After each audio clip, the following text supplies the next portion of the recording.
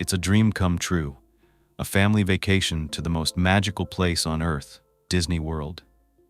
Two teenagers, Christian and Michelle, have been waiting for this trip forever. It was the first vacation they'd ever been on in their entire life. They could have never imagined it would also be their last. This is their story. I'm sure that you will learn something new because today I have the pleasure of introducing you to the Rogers family. But before they became four, I have to take you back in time to introduce you to the couple who came together to form this family, Joan Netzler and Hal Rogers. Both of them grew up on farms out in rural Ohio, Middle America, the heartland, Van Wert County to be exact. This is a small community. Hal and Joan grew up there in the 1950s, and farm life was all they knew. Joan May Netzler, known as Jo, was born on November 12, 1952. As a farmer's daughter, she was taught from a very early age the importance of hard work and determination, and she developed a strong work ethic that she held throughout her life. Though farming is a very serious and very dirty job, Jo still had a fun and girly side.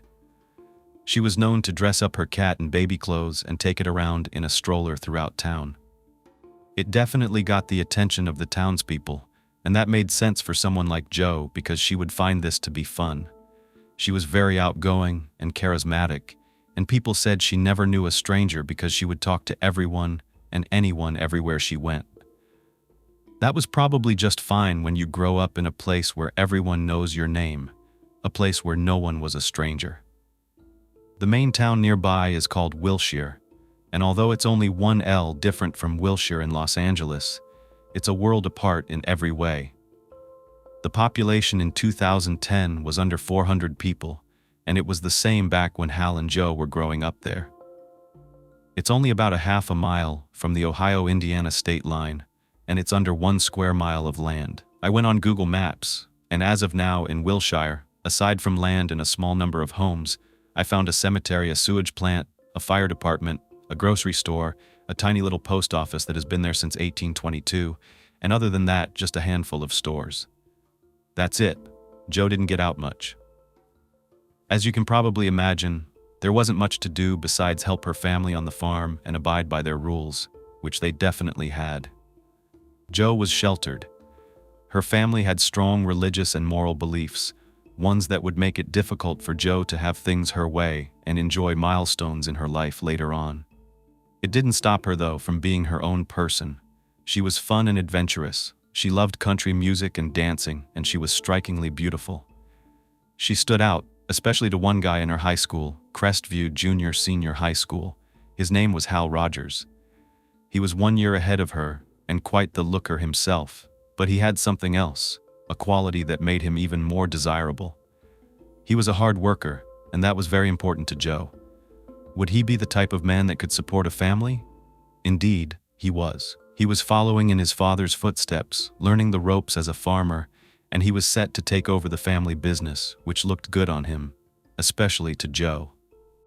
Hal was the shy, quiet type. He kept his head down and worked hard. When Jo and Hal got together, it was more like opposites attracting than anything else. Jo brought out Hal's lighter side. She would force him to listen to her favorite music and drag him onto the dance floor with her. She would write him love letters and make sure he would sing along to her favorite songs, in between begging him to please take them out to dinner so they could get away from the mundane routine of farm life. Hal was smitten from the first moment he laid eyes on Jo. He said it himself. He called her his green-eyed girl. He knew she was the one. He just felt it. In just 4 months after Jo graduated, the couple was getting married.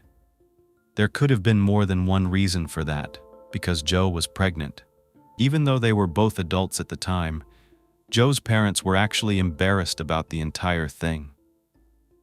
Their teenage daughter had gotten pregnant from premarital relations, and now she was having what was referred to as a shotgun wedding.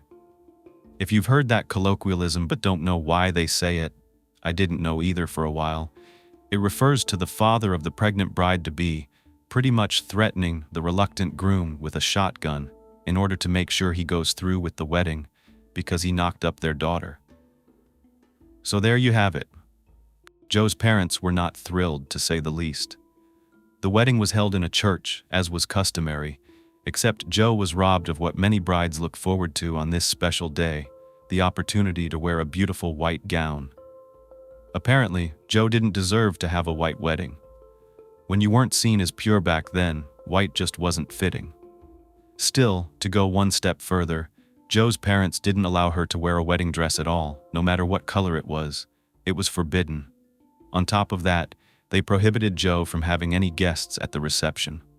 So much for celebrating a happy union with the man that you love, the soon-to-be father of your first child. However, the newlyweds did get to celebrate with one another. They got to go on a honeymoon for one single solitary weekend in Fort Wayne, Indiana, at a hotel called Hospitality Inn. It may not have been much to many, but for them, it was probably a nice little getaway, even though it was just across the border, only 40 minutes away. But after they returned, it was back to reality, and that meant getting ready to welcome their first child into the world. This is how they became the Rogers family.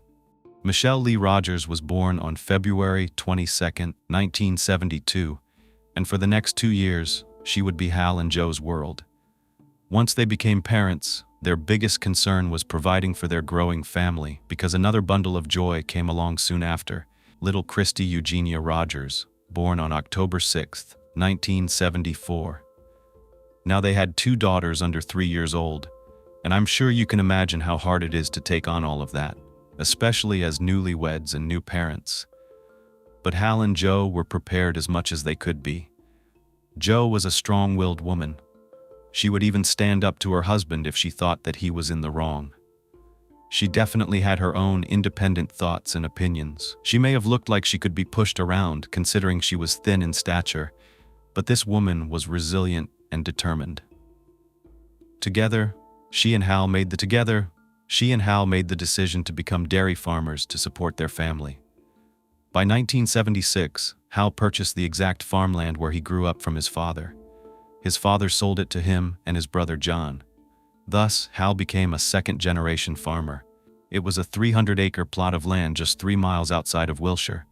The Rogers resided in one of the trailers on the property, and Hal's younger brother John lived in one as well. He was part owner and helped out on the farm, and they needed all the help they could get. Next, they needed cows, and soon they had more than you could count. This was a huge undertaking. Dairy farming is not an easy task, but there was a boom in rural America around this time in the 1970s. Dairy products like milk and cheese were in high demand, and therefore, farmers would purchase female cows who they could use to acquire milk. But not only do dairy farmers have to account for each cow and make sure they're healthy, they've also got to keep track of their reproduction schedules and go through the entire milking process. They also have to know how to do business with the companies that want to purchase the milk products. Once the cows can no longer lactate, they even have the choice to have them sold to slaughterhouses. And you probably know what that means. Back then, this was an honorable way to make a decent living. It's a big business, even on a smaller scale like the Rogers had. Over the years, they grew their farm to 80 cows, and both Joe and Hal were hands-on. They taught Michelle and Christy everything they could. Michelle, being the firstborn and the older of the two, took on more and more responsibilities as she grew up. By elementary school, she was spending a lot of time on the farm. She and her sister loved animals. Michelle enjoyed being surrounded by the cows, and as a matter of fact, she named all 80 of them. Unlike many others, she could actually tell them apart. She cared about them. They were more than milk-producing mammals. They were her pets. Hal was used to just numbering his cows, but because of Michelle, he got used to using their names, even calling one of them by the nickname Crazy. Michelle's favorite cow was one that she named Sage, which is actually one of my niece's names. There was also Rosie, Betty, and a cow named Grandpa. Others were named after months, like April, May, and June. When Michelle was still a little younger, a preteen, her farm responsibilities included helping her father groom, feed, and take the cows for walks. Michelle had her mother's looks. She was like a little Joe, a twin of Joe, with very delicate features, big brown eyes, brown hair, and a soft smile. However, she was more like her father when it came to her demeanor. She was quiet and more reserved compared to her sister Christy, who took after Hal in looks, but was more carefree and outgoing, and strong-willed like her mama. I know they say that parents shouldn't pick favorites, but it was really easy to see who Hal's favorite was. It was Christy, the baby of the family, and he'd admit it too. Her charm worked on everyone, including her papa. Everywhere she went, she kept that cute, almost mischievous smirk on her face, and her energy would just draw people in. Though the sisters were opposites, they had one thing in common: they were both Rogers. As they got older, they became popular at school.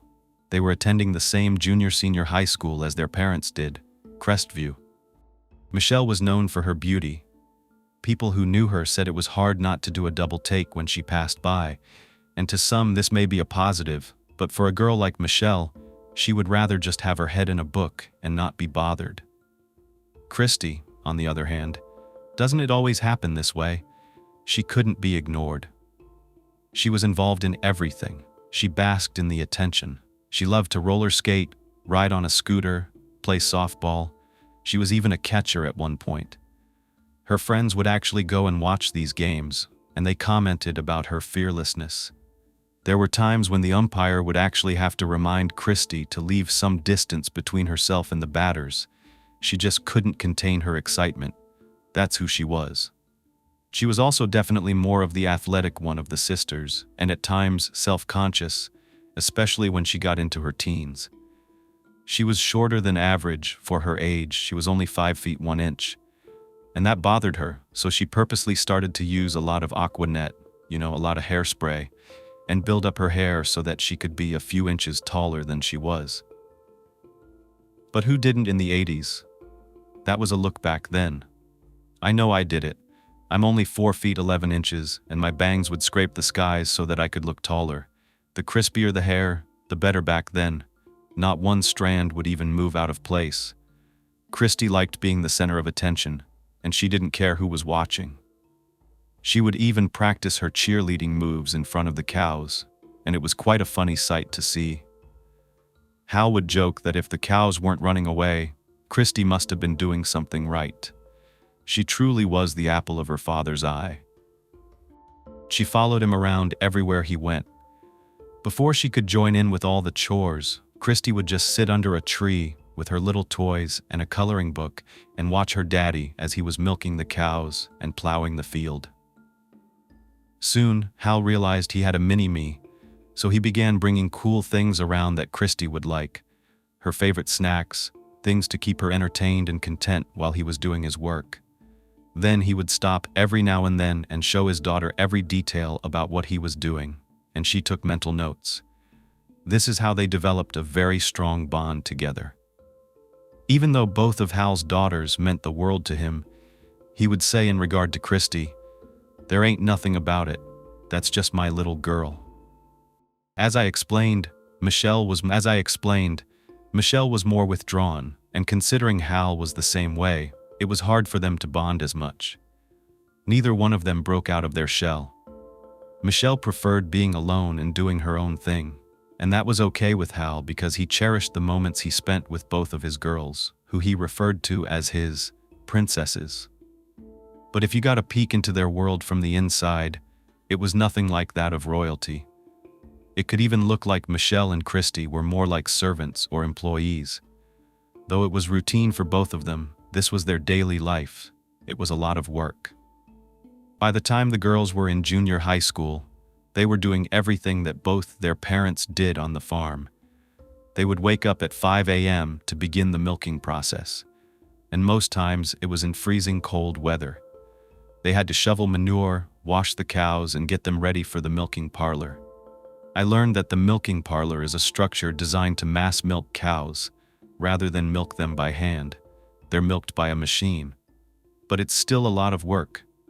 You have to corral the cows together, get them inside their own little stalls, and attach these devices to the udders so that they can be mechanically milked. Imagine the smell, the sounds, the splashes of milk, the gooey mud, and even the manure making its way from your head to your feet, all before the sun came up. It would take a good 2 to 3 hours before this process was over. There was no sleeping in for the girls. This was all they knew. It was wake up by the crack of dawn and get moving, no matter how tired they were, day in and day out. Here's a picture of Michelle in the milking parlor, and to me, you can just tell how much went into this process. I watched some videos on it too. Afterward, there was more to do. You had to clean everything to start over at 3 o'clock. This was the girls' morning routine, before school even started every day. Joe had been doing this for years before the girls pitched in. Before they came along, it was Joe doing the bulk of this work with Hal and his brother John. Everything from caring for the cows, milking them, sometimes by hand before they had the parlor, and even breeding them. They actually owned a bull at one point. But this was all too much in between harvesting crops, making sure the field was in order, and keeping all the machinery working and in good condition. And don't forget the regular household duties like cooking and cleaning. So they ended up resorting to impregnating the cows with an artificial insemination process, which took the burden off of them. Here's a picture that I want to show you of Joe in 1986. She's waiting for lumber to be delivered so they could build a new barn. She was tiny but mighty. However, with more mouths to feed when the girls came along, it just got harder. Joe had to get a job outside the farm to bring in extra income and to maintain health insurance for her entire family. She began working at a place called Peyton's Northern, a distribution center that's still around today, located in Bluffton, Indiana, over the Ohio-Indiana border, about a 24-minute straight shot from Wilshire. It's actually the supply chain for Kroger grocery stores. It was hard work for Joe. Joe drove a forklift, moved items around the warehouse, assembled packages, and worked the overnight shift. That way she could go back to the farm in the early morning hours and resume her work milking the cows. Every morning she would return home from Peyton Northern and complete all of her work.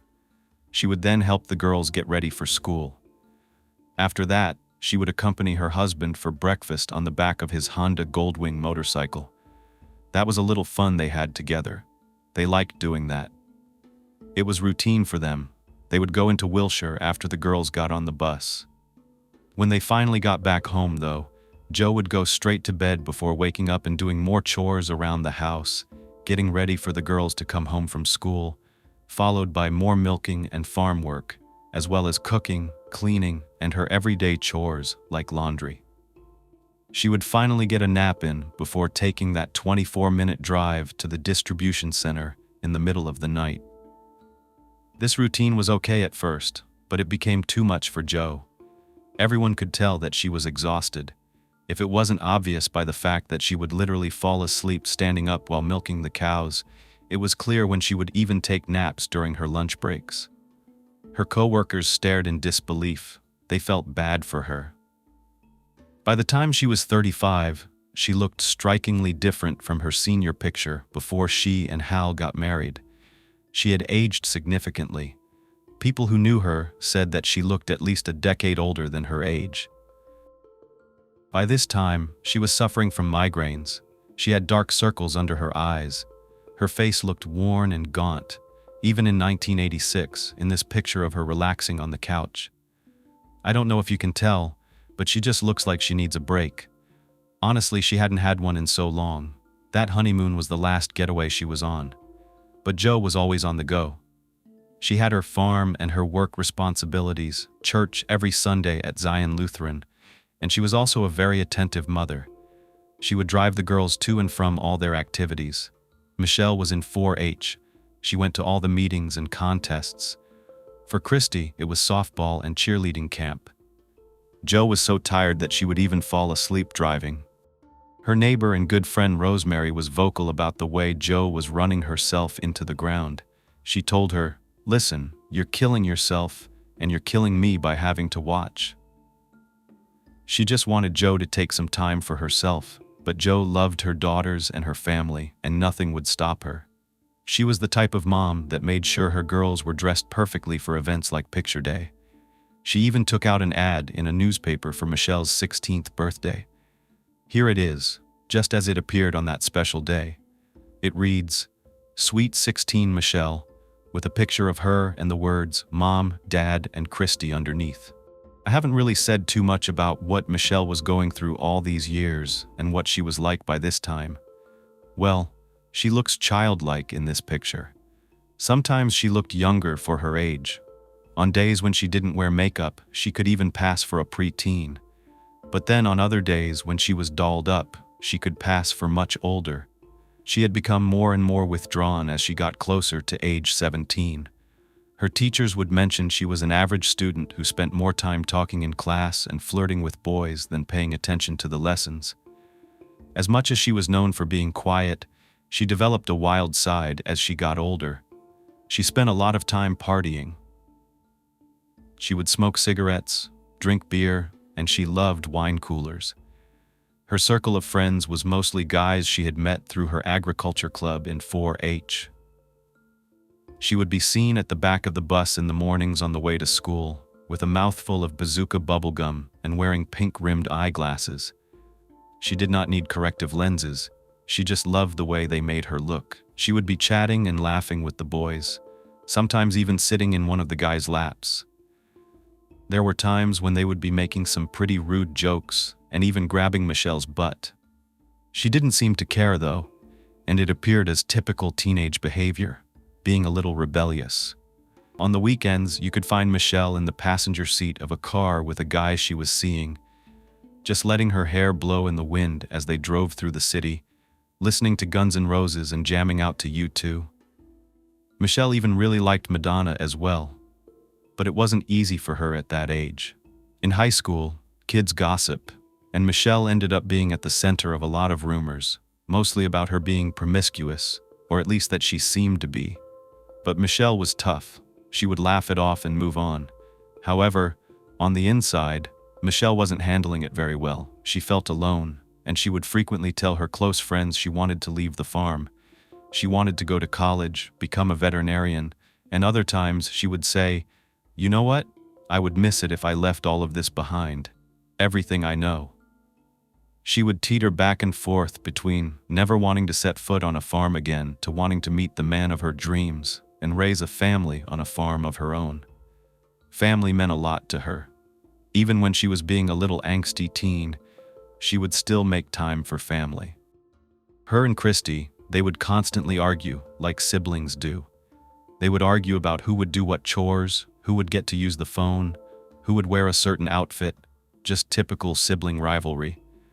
But Michelle was still very protective of her little sister, and she needed to be. Because Michelle knew something a little Christy didn't know, something Michelle never wanted her sister to find out. Michelle had a secret, a big one. She was hiding something that no teenager should ever have to keep. It would explain a lot once the truth was revealed, and soon the pieces would begin coming together. It was the spring of 1988. Michelle had only been 16 for about a month when sheriff deputies showed up at the farm asking for John Rogers, her uncle. Once they located him, he was arrested and taken away in handcuffs. No one knew what was going on. It was the first truly shocking event this poor family would have to endure, and I wish I could tell you it would be the last, but it wasn't. I haven't told you much about John. People called him odd. He would frequently wear army fatigues around town. He would brag about serving in the military, and he also said that he was an undercover agent. Of course, nobody believed him. A farmer who moonlighted in the CIA? No. Neither Christy nor Michelle seemed to like him very much. They kind of kept their distance. He spent most of his time in his own trailer with his girlfriend, who wasn't actually that much older than Michelle, maybe a year or two. But John was a grown man. He was in his late 20s or early 30s around this time. The young girl took a liking to him, and they were dating for a while until they weren't. They broke up a few months prior to his arrest, and at this point, the young woman was merely John's roommate and not his girlfriend anymore. She had recently been in an altercation that caused the police to come out to the farm and take statements. It was a horrendous ordeal. This poor woman reported that one evening, while she was getting back inside the trailer, she was attacked by a man wearing a mask. He jumped on her, blindfolded her, held her captive, and ultimately forced her to have intercourse with him. He held a knife to her and videotaped the entire thing. She could hear him inserting the VHS tape into the camera, and also heard his voice, which she said sounded familiar to her. She told the police she actually thought it was John himself, her ex-boyfriend, the man she lived with, Hal's brother, Michelle and Christy's uncle, a man who lived just yards away. On account of this accusation, John had been arrested. While those close to John, like Hal and Joe, didn't believe it, Hal immediately went down to the jail and bailed his brother out. However, the police got a warrant to search John's trailer and ended up finding a briefcase with a number of videotapes and audio cassettes inside. Once they played them, it proved the young woman was telling the truth. It was indeed John on those tapes, committing this disgusting act on the woman he used to say he cared about. He was arrested once again and in custody when Hal got a call for him and Joe to come down to the sheriff's office. What they were about to hear was more than unexpected. It was unbelievable. When the cops were going through the audio and videotapes, they realized the young woman who reported John wasn't the only one he was doing this to. They found pictures of another girl, one who appeared to be even younger than John's ex-girlfriend. She was bound, blindfolded, and unclothed. As these officers were taking a closer look, they realized she looked familiar. They thought it was Michelle, John's own niece. Mortified, the Rogers wanted proof, and they got it. Little Michelle was interviewed by the police, and this must have been a lot for her to go through. That's when she finally admitted that it was true. Her secret was out. Those pictures were of her. And that's not all. The police searched John's vehicle and obtained audio recordings of Michelle screaming during several of these horrifying and violating acts. It turned out that this had been going on since Michelle was only 14 years old. It was happening right under her parents' noses, right on their property. No wonder Michelle never wanted to step foot on another farm. This poor child kept the secret for so long, and she probably would have kept it hidden forever if it hadn't been for John's ex reporting him. That's a hell of a secret for a teenager to keep, for anyone to keep for that matter. It explains a lot about her demeanor, especially some of her rebellious ways the last couple of years. Michelle said that John told her he would kill her if she ever opened her mouth about what he had done. Here's a picture of Michelle, at only 2 years old, playing as her Uncle John laughs in the background. Who would have known she was living with a monster? Well, now everyone close to Michelle knew, including her house parents. And sadly, house mom Irene, Michelle's grandma, chose not to believe that her son John was capable of doing such a thing. No matter what evidence was presented to her, she refused to take Michelle's side. Instead, she called Michelle a liar and would tell anyone who would listen that Michelle was making it all up. Can you imagine that for a minute? This is why a lot of people don't come forward. They believe that people will think they're lying. John denied everything. He insisted he was just being framed. Well, enough was enough. Hal cut his mother off, and of course his brother as well. It really caused a rift in the Rogers family. At this point, he also put something else together. Somehow the family dog that Michelle absolutely adored had been found dead not too long before this. For the life of him, he couldn't figure out how it could have happened, but looking back, he knew the truth. He knew John had done this as a warning to Michelle that if she opened her mouth, he really would kill her. And that's terrifying. In Hal's own words, he said, "If I would have known what John was doing, I would have killed the son of a..." Those are some strong words, but he meant it. He would do anything to protect his precious daughters, and he wished he could have done something, but he failed. That depressed him. He was a shell of himself for a long time after all this played out. It was strange. He would actually lock himself in John's trailer for hours on end. Sometimes he was in there for days, and no one could talk to him, not even Joe. It seemed like he didn't have the right words to express what he felt inside. He was a husk of himself. This went on for quite some time, and Michelle became even more withdrawn as well, for a while anyway. She never talked about what happened. She was offered therapy but refused to go. It seemed like she just wanted to move on and not let this be part of her identity, but it showed through. One of her teachers at Crestview noticed she wouldn't open up at all in social studies. Michelle would even write in the tiniest handwriting, so small that all of her quiz answers would be crammed into just 1/4 side of the page. All that changed, though. As time passed, Michelle did start to come out of her shell, and in the spring of 1989, during her junior year, Michelle's handwriting began to change. It was large and bold, and she would fill up entire pages with her words. Something had changed indeed. Her uncle pleaded no contest to the charges related to the case involving his ex-girlfriend, and he was sentenced to up to 25 years in prison. It seemed as though Michelle could finally breathe again. She never went through with a legal process in pursuing charges against her uncle. I'm not sure why, but I could probably guess. So eventually, the charges were dropped. He was already imprisoned, so maybe it seemed pointless. Maybe she didn't want to put her and her family through the agony of going forward with the claims. She even went to prom that year, and although she was no longer close to her father's parents, she was still very close to her maternal grandmother. She even stopped by her house to show off her beautiful prom dress. Michelle was 17, and she was in a more serious relationship with a guy named Jeff Feasby. They met in the 7th grade, but they got together at a prom after party. They'd always been friends, but that night they talked forever until the sun came up. They just knew there was something more there, and after just a couple of weeks, they made it official, with Jeff giving Michelle his class ring to wear. It was an outward expression of their commitment. She would only take it off when she worked on the farm. She was just so scared that she would drop it and lose it, so she would pop it into her purse for safekeeping. By this time, as a junior in high school, Michelle had more concrete goals than she ever had before.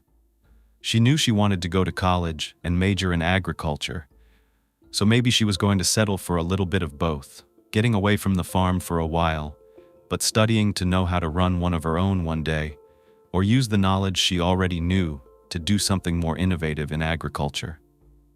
She still had another year to decide. Christy, on the other hand, only being 14, wasn't allowed to have a boyfriend, and she probably really didn't want one anyway. She seemed to try hard not to be anything like her older sister, though.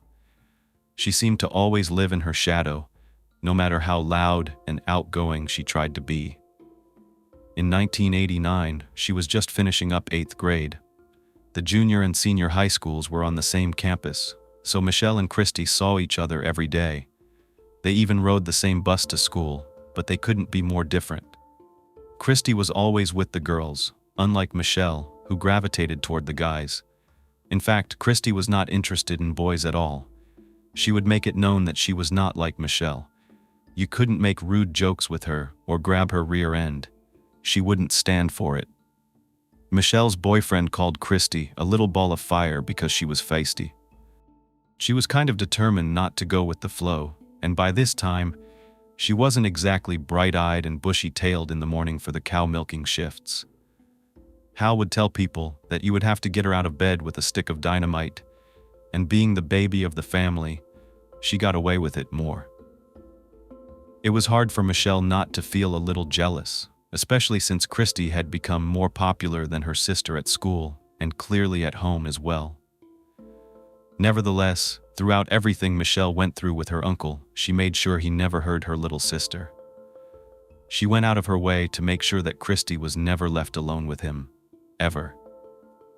All along, Christy never had a clue about the sacrifices Michelle made in order to protect her, until years later, when everything was revealed. Shifting gears back to the present, it was 1989. The end of the school year was coming up, and Joe had vacation days to use. Hal came up with a plan for a family vacation, the first one they would ever go on. Who knows why Hal thought the timing was right? Maybe it was to escape the living hell that the family had just gone through finding out what happened to Michelle. Maybe to get away from the interrogations, the allegations, the stares from the townspeople, and do anything but talk to one more professional authority figure or counselor. The girls were excited. It was the very first time they would go anywhere outside their hometown. The most fun these girls had was visiting the county fair every year. This was going to be big, their dream vacation, a once-in-a-lifetime event. If they only knew how true that really was. They got to planning as soon as Joe broke the news. At first, they thought it would be fun to visit Gatlinburg for a relaxing stay in the mountains of Tennessee or Gettysburg, But then an even better idea came to light: Disney World. It seemed like a world away, 1,000 miles, but they wanted to put their toes in the sand of the beach and meet Mickey Mouse for the very first time. And they deserved it. As soon as school was out, the family was going to make their way by car in their two-door, 1986 sky blue Oldsmobile Calais coupe from Ohio to the beautiful Florida coastline. It was a straight shot down Interstate 75. They'd go through Kentucky, Tennessee, and Georgia along the way. It would take about 16 hours to get there, so they decided they'd probably drive to Georgia and stay in a hotel, then make their way into Florida the next day. They were so excited. The girls would not stop talking about it, planning every detail: the sightseeing, the tourist attractions, the theme parks, and where they would stay along the way. They had about a week to cram in as much as they could. They decided that they were going to set off on May 26th and return to the farm by June 4th, giving themselves a couple of days to drive to and from, spending time in between having as much fun as they could. However, Hal had some bad news. As it got closer to the time they were supposed to leave, Hal realized that without his brother John at the farm, there wouldn't be anyone to take care of the daily duties. Not only that, the weather that spring was unpredictable. It was unusually wet and rainy, which delayed the harvest of corn and wheat. It was normally already planted by this time of year. Hal said they'd either need to reschedule the vacation or he'd have to stay back and work on the farm. Of course, this was disappointing. It was a lose-lose situation. Either Hal would miss out on making memories with his family, or they'd have to delay the entire trip, which could mean they wouldn't get another chance for a while. Maybe never. After some thought, Hal insisted that the girls go without him. He knew that they deserved this trip. He'd say that Joe worked harder than he did. She needed this vacation. With everything that had just happened in regard to Michelle and his brother John, he wanted the girls to experience some joy in their lives. It was settled. Hal would stay back and the girls would leave as planned on May 26th. The night before, on Thursday the 25th, Joe devoted herself to getting everything ready. As she still went to work her midnight shift. Then she came back to the farm as per usual, fulfilling her morning duties, and then she got some rest. Meanwhile, Michelle and Christy were excited. They were preparing everything they needed, packing, and couldn't wait to get on the road for their vacation. Michelle got a chance to see her boyfriend Jeff the previous night as well. He came out to the farm to say goodbye. Michelle was going to be gone for his birthday, and it was the first time this young couple would be apart, so they wanted to get in that one last kiss goodbye. Michelle told Jeff that she'd try to give him a call and fill him in on what they were doing along the way once she got settled into their hotel. On Friday afternoon, May 26, 1989, the Rogers trio was off on their magical Florida vacation. Now a girls' trip, they brought along their Nikon one-touch camera and several rolls of Kodak film to document every moment. In those days, these types of cameras required 35mm film rolls. Some of you may know and some of you may not, but these would have to be developed at a photo shop after they were used up. Then, another canister would be inserted inside. Each canister had about 24 exposures, which was just 24 chances at the perfect picture. But unlike digital cameras, you couldn't see the results until after the photos were developed. I remember those days. It was fun to get all your pictures back and find out just how many were really good and how many were bad. They started out at 1 p.m. on May 26th. They said goodbye to Hal, who was out in the field feeding the cows. Joe was driving. She stuck her head out of the driver's side window, gave him a kiss goodbye, and he said, "Have a good time." Joe responded with, "We'll be back," and they were off. One of the daughters was in the front seat, most likely Michelle, the older of the two, because she would have been assisting Joe with the navigation, which in 1989 meant reading paper maps and a road atlas. Another one of the girls would have been in the back, taking in the sights and sounds of the road.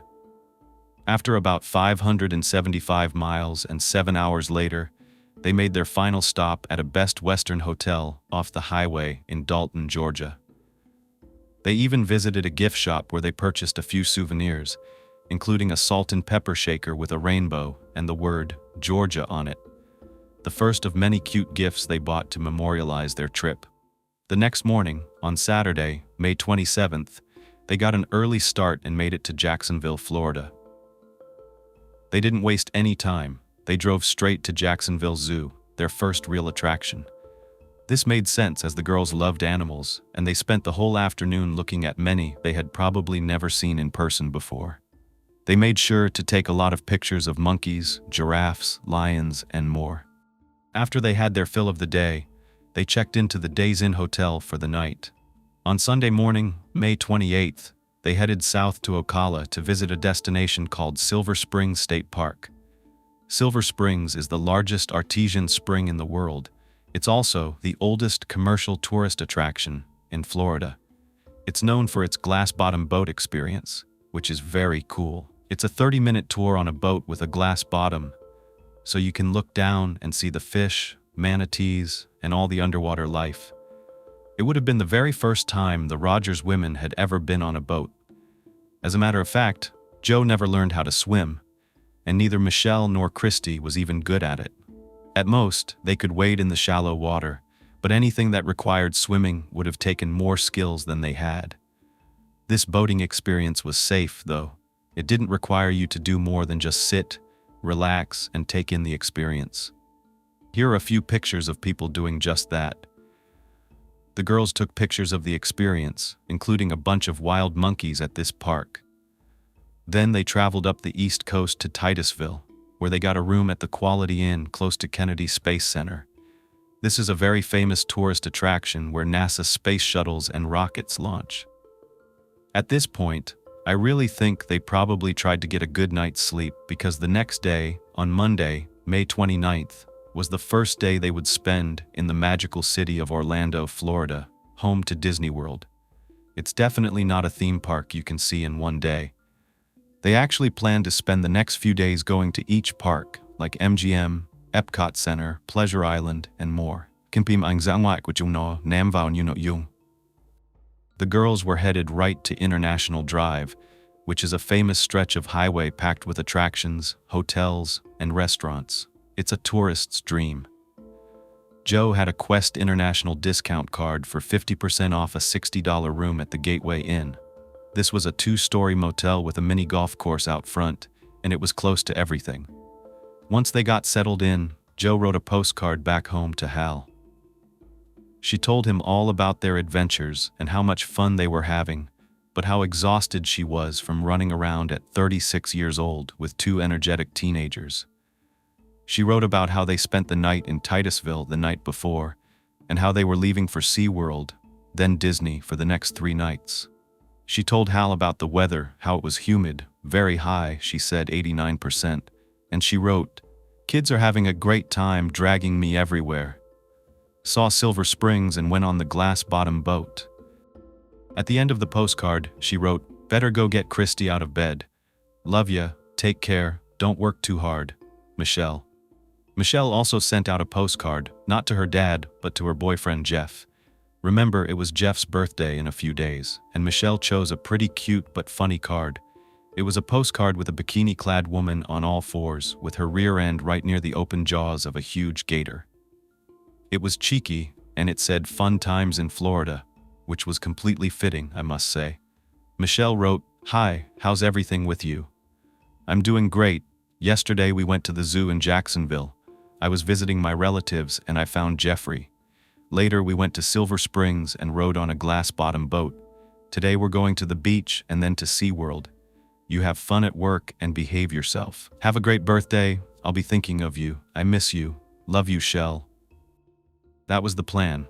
They went out to experience SeaWorld and spend time getting some sun at the beach, taking pictures the entire time, going through rolls and rolls of film, capturing every moment they could, just taking it all in and having the time of their lives.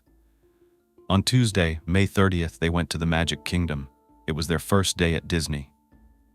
Wednesday, the 31st, was Epcot. By Thursday, June 1st, they were leaving their hotel for their next stop, Tampa.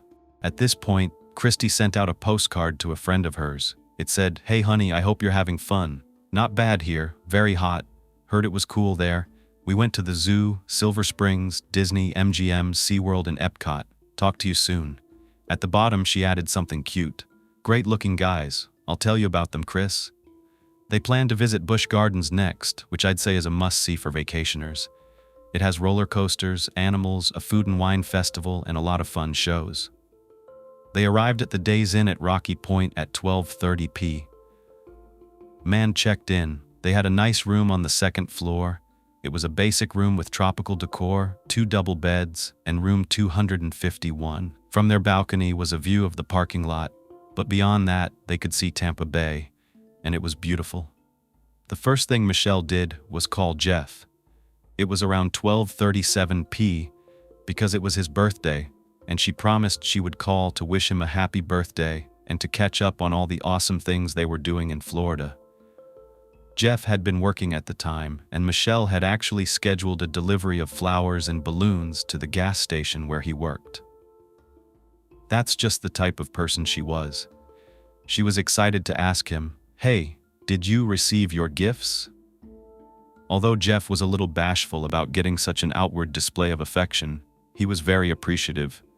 The lovebirds talked for about 10 minutes, with Christy and Joe saying hi in the background, and Michelle telling Jeff their plans for the day.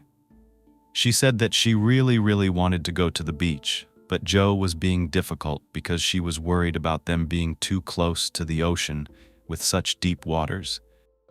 This was one of the last days they would spend in Florida, and they planned to be back on the farm by either Saturday or Sunday at the latest. Joe had to be back to work for her midnight shift on Monday, and Hal was anxiously waiting for their return. But that's the thing, by Sunday night, the girls were still not back in Ohio. At first, Hal didn't think much of it. Maybe they were running behind. It was their very first trip like this. Maybe they were tired and would probably make it back sometime in the middle of the night. But by Monday morning, there was still no sign of them. Hal started to become concerned. Joe was a dedicated worker. She would never miss a shift without giving notice. If she was planning to be gone longer, she would have called Hal to let him know.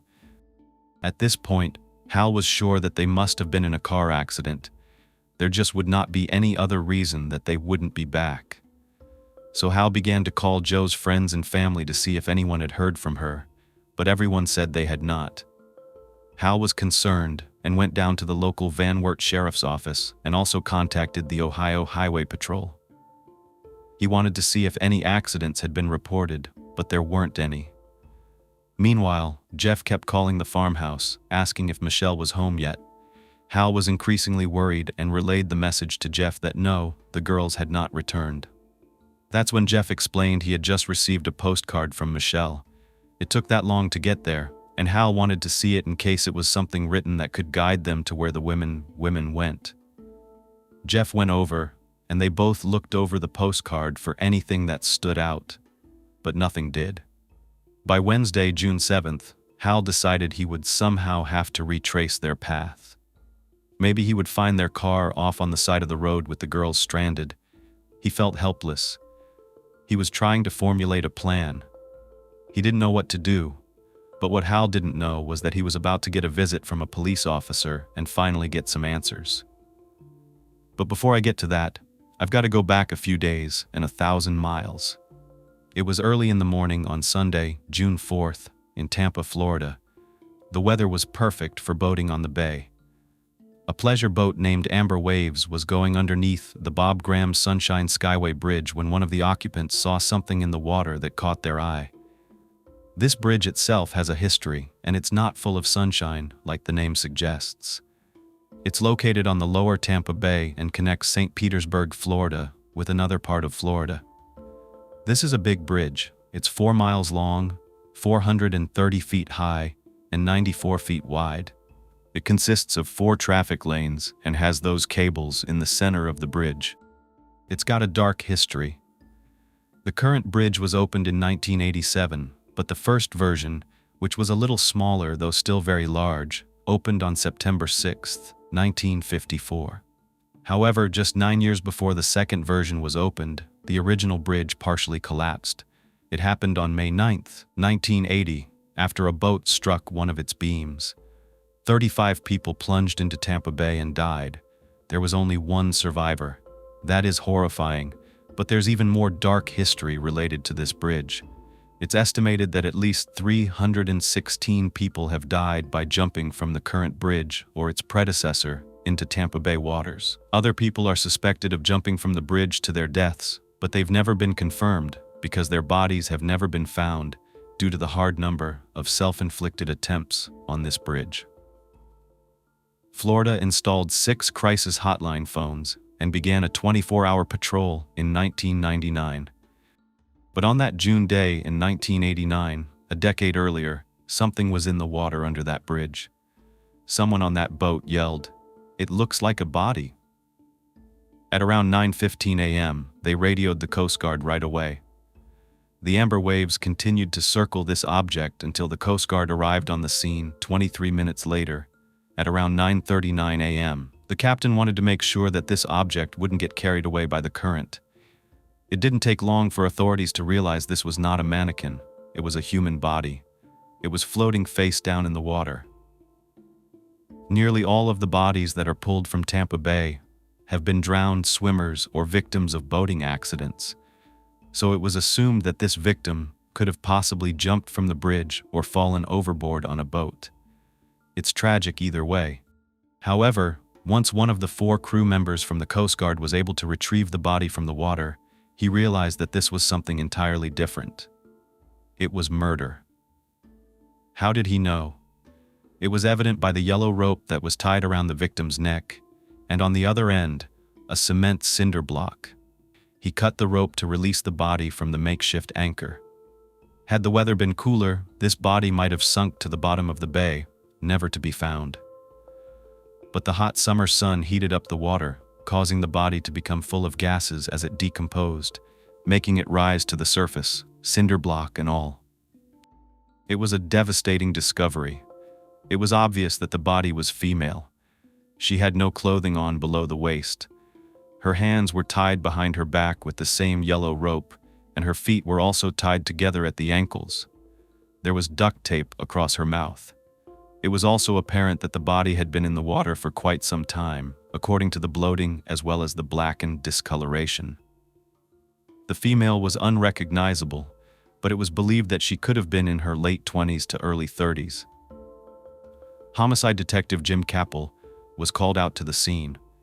But before he arrived, the Coast Guard had been alerted again at 10:06 a.m. This time, a sailboat called the Susie had spotted something bobbing in the water to the north of where the body had been located, just 2 miles southwest of the pier. It couldn't be another body, could it? That's what the caller thought it was.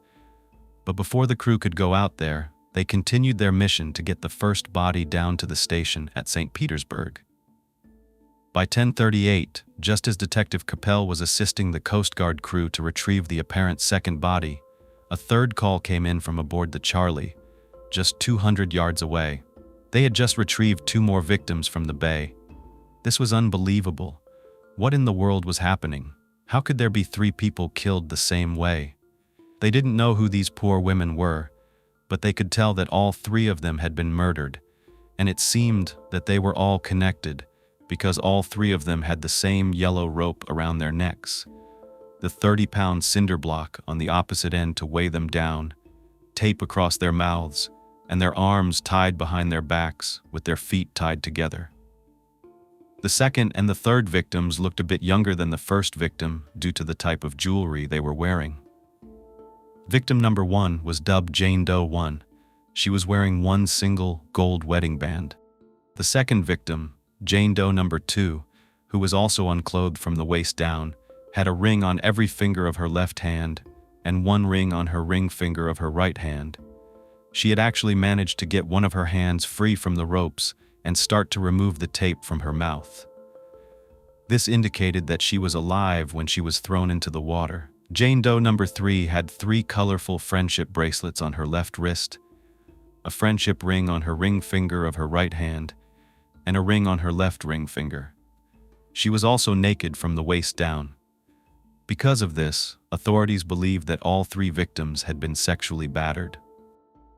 There was a full-blown search going on. Boats, helicopters, and divers were all involved. They were trying to make sure there weren't more bodies left behind. They also faced the challenge of the worst conditions for a crime scene: water, which washes away evidence. But the detectives and search teams were determined to find any clues they could. As the bodies were brought back to shore, they were photographed while officers tried to identify them, but they weren't carrying any forms of identification. They were only partially clothed. There was no way to determine who they were. They couldn't just take pictures of their faces and release them to the public because of the extreme decomposition, and they couldn't even do sketches because these individuals no longer looked like they used to. All of the Jane Does were transported to the medical examiner's office for autopsies. Fortunately, they were able to take their fingerprints, but when they ran them through the system, they did not get any hits. Here's what they knew so far. Jane Doe number 1, the one with the wedding band, had long brown hair and was wearing a black t-shirt. Jane Doe number 2, the one whose left hand had managed to get free, had long wavy brown hair and had a black shirt over a blue bikini top. Jane Doe number 3, the one with the 3 friendship bracelets, had medium-length golden brown hair and was wearing a peach-colored shirt. Because of the condition of the bodies and the fact that they had been submerged in the water, no DNA could be recovered to determine whether they had been victims of forced intercourse. However, that seemed to be the motive for this crime. The person or persons who did this had most likely thrown the women into the water to cover up what they had done to them. The cause of death was determined not to have been from blunt force trauma, shooting, or stabbing. There weren't any apparent marks on their bodies at all. It was really hard to pinpoint the exact cause of death, but the closest the medical examiner could come was to conclude that their deaths were caused by a lack of oxygen and that their bodies had been in the water for at least 3 days. However, they had water in their lungs, which usually signifies that they were alive when they went into the water and drowned.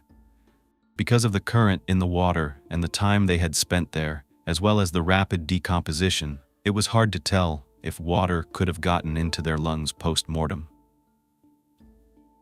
The next step in trying to identify them was to figure out where they went overboard. The Coast Guard had experts from the University of South Florida, marine science experts, who were able to use technology to pinpoint where the drop point was, according to the currents over the past week. Ultimately, it was determined that the bodies were too far from the shore to have been dropped from a dock or the shore itself. They believed that they were dropped from the middle of the bay or from the Gulf of Mexico. In simpler terms, they were dropped from a boat, not off a dock somewhere. This was a big lead. Now, detectives could try to search every marina in the area to find out if anyone had seen these 3 women on a boat at any point, but this would not be an easy task. Meanwhile, the media jumped on the story as soon as the news broke. By the next morning, a news conference was being held by the local police department. Here's the kind of unusual way the police displayed the jewelry to the public. They put it on foam food containers with hand-drawn pictures of the victims' hands, arms, and fingers. It worked well enough to get the information out there. The Tampa Tribune posted pictures of the women's jewelry, hoping that someone would recognize the items as belonging to a friend or family member. The article reported that nearly every lead the officers investigated had fallen through. At this point, someone in Tampa had found a pile of bloody clothing that seemed promising, but the police determined that those items had nothing to do with the murders. A sunken boat was discovered near where one of the bodies had been found. However, the owner came forward and told the detectives when this had happened, and according to when the detectives believed these 3 women were killed, it just didn't add up. They estimated that the women went into the water around Friday, June 2nd, so this man and his boat were cleared. Police reported that a tip came in from someone who said they saw 3 women hitchhiking. They asked anyone with information to come forward, but nobody did. It was odd, given the extensive media coverage, that no one was coming forward. 3 women, one seemingly married, going missing would certainly set off some alarm bells. The detectives began to think maybe these women were not from the area. Had they been on a pleasure cruise? Were they vacationing from out of town? They just didn't know, but it seemed more likely that they were not locals.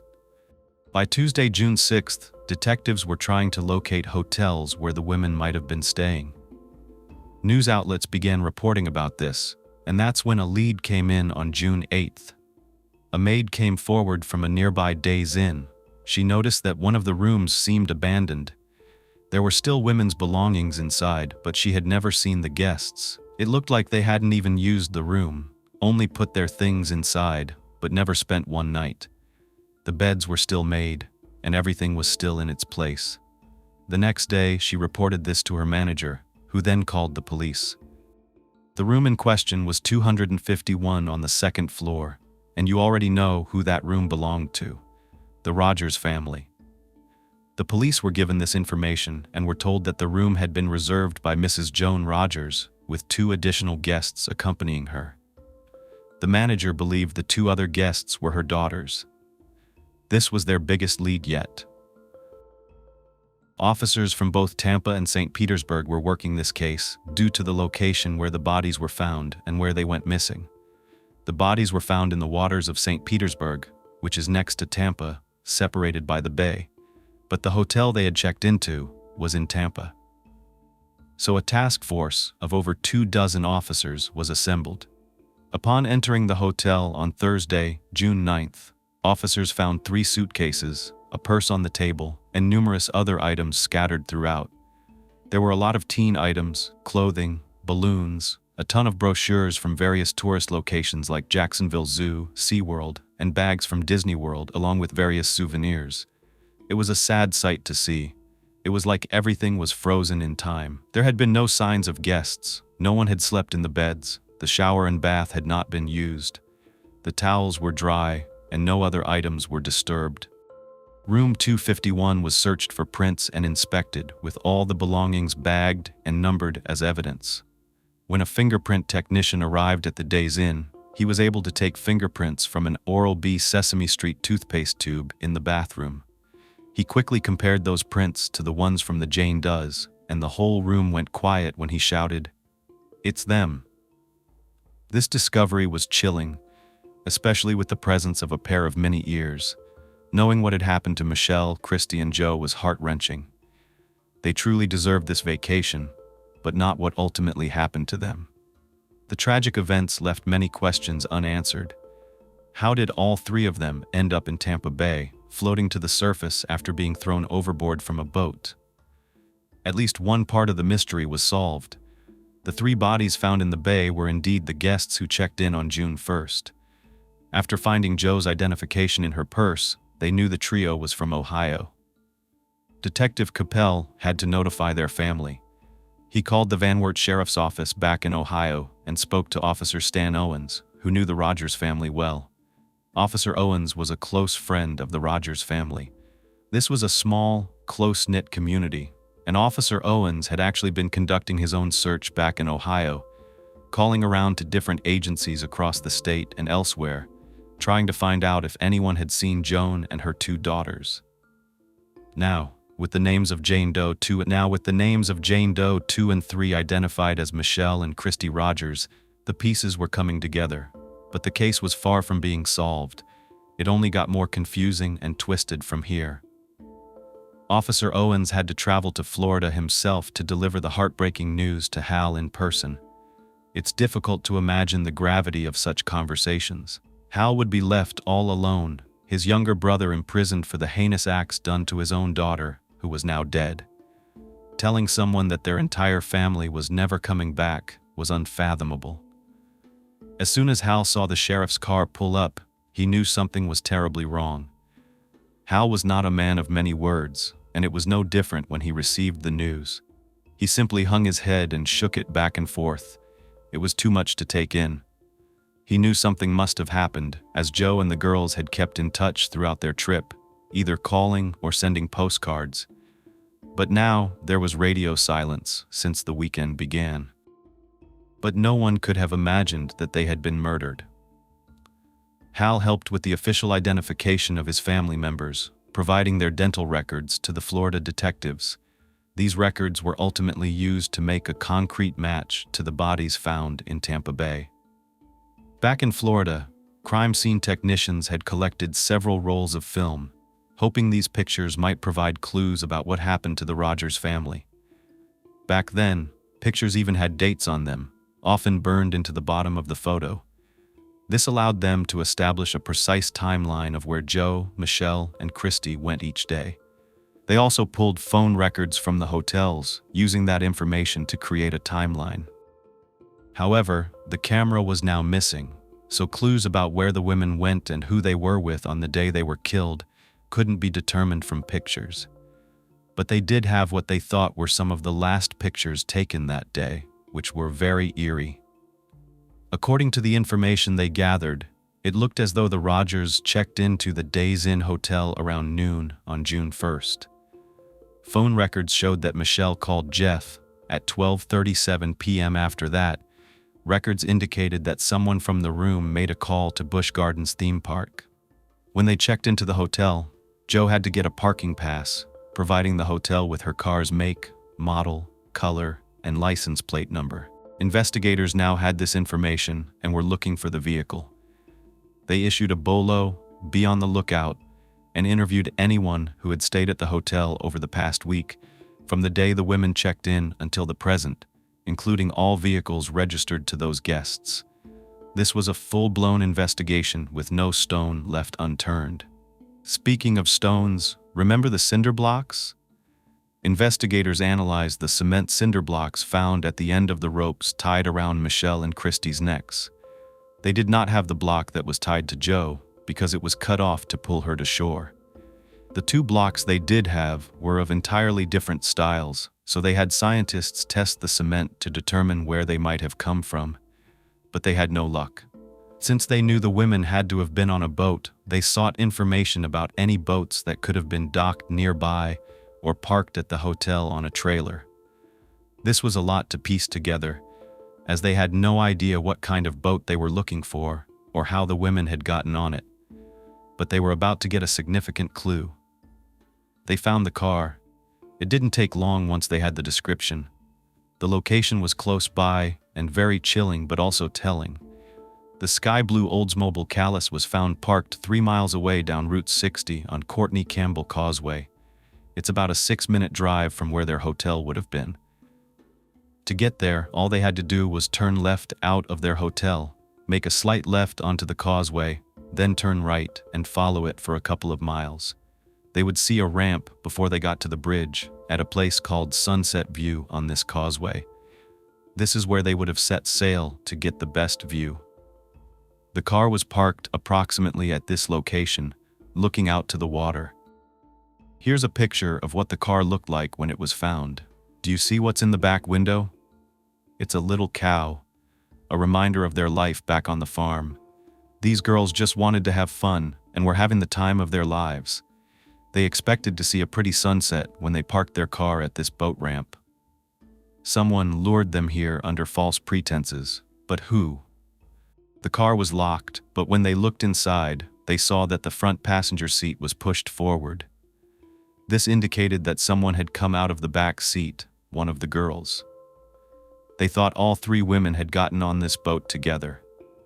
More clues came to light when they were able to get inside Joe's car. They had it towed to the crime lab, where it was thoroughly examined. As you would expect, it had the remnants of a long car ride. Lots of brochures, maps, handwritten directions, and an UNO card game. There was even a puzzle in the back seat, but something stood out to them because of what was written on it. Days in stationery from the last hotel they had checked into. Out of everything else in the car, this looked like the most recent set of directions. It was sitting on the front passenger seat. It said, "Turn right, west on 60, 2.5 miles on the right side, alt before bridge." Then, next to that writing, it said, "Blue with white." Here is the stationery. It's on the front seat. It's as though someone placed it there as they got out of the car. It's directions to this exact location from their hotel. The investigators believed blue and white was the color of the boat that they were looking for. Wow, they were able to determine that this handwriting belonged to Joe. Someone had given her these directions and she wrote them down. But again, who? Now the police go public with this information, including the description of the car and the boat, asking the public to come forward with any information. This case was huge at the time, as you can probably imagine. The entire state and beyond was interested in this case. It was unbelievable. 3 family members murdered while they were on a Disney vacation in the city where magic happens. Well, as soon as they went public with this new information, they kind of regretted it because they had 500 calls come in, and not one of them led to anything productive. They had someone call in and say they thought they saw the car parked there at 2 p.m. A woman said, "I recall my husband commenting on the Ohio plates. However, when they examined those pictures that I told you about, the ones they believed were the last ones ever taken, the investigators believed it was much later when those women arrived at the boat ramp. This one is of Michelle. It kind of looks like she was caught off guard. Her hair is wet, either from a recent shower or possibly swimming. But we know that they don't go into water above their heads, so investigators assumed it was a shower. She was also getting dressed in the picture. Recall she was found wearing a black shirt with a blue bikini top underneath. She's wearing that blue bikini top in this photo, and the black shirt she hadn't put on yet. Those white shorts and those white shoes were never found. Most likely, they were thrown into the water or taken by her killer to be disposed of later on. The other photo is from the hotel balcony. You can see the parking lots, and beyond that, to the left, the bay with the palm trees, power lines, and the sunset. This told investigators the women were still in that hotel room when the sun was starting to set. So they looked up when darkness would have fallen, and believed that these pictures were taken sometime between 7:30 and 8 o'clock p.m. Sunset cruises were very popular. It's something this area is known for. One of the prettiest types of pictures you can take while vacationing on the bay is to get in a boat at sunset and capture the perfect picture of the sun kissing the water. It's just so sad because the investigators found an opened package of film and believed that it had just been inserted into the camera right before the women left to get on that boat. These last couple of pictures that were taken were essentially just to use up the last roll of film so they could put a new one into the camera to capture the most beautiful sunset. This timeline was confirmed by a man who was staying at the hotel. He came forward and said, "I was eating dinner. I was at the hotel restaurant and 3 women came in around 7 p.m. He remembers because they were all laughing and having a good time. He said the older daughter actually looked at him, stopped, looked over, smiled, and said, 'Hi.' He matched the description of these women to what he saw in the news. Just as the investigators were following this lead, looking for every single white and blue boat registered in that area, which was basically every single boat in existence because this was a very common color combination, they got information that pulled them in an entirely different direction. Something seemed too perfect to be a mere coincidence. They got word regarding John Rogers and what he did to his niece Michelle. An Ohio sheriff relayed all of the information about John's case to the Florida team, including the fact that records showed he had been in Manatee County, just a few miles south of where the boaters found the bodies of Joe, Christy, and Michelle. Over the years, John and Hal's parents took winter vacations in a trailer park in Florida, and only months before these murders, John had stayed there for several weeks before going to prison. The detectives wondered if John had recruited a hitman to kill his brother's family. Why? Well, they thought it was so that Michelle could never testify against him in the future. He had been in prison serving time for the previous incident when the murders actually occurred. However, the Florida investigators were flying to Ohio to go through all of John Rogers' letters that he wrote in prison, his calls, everything. But the more they looked into the likelihood that John orchestrated these murders, it seemed highly unlikely.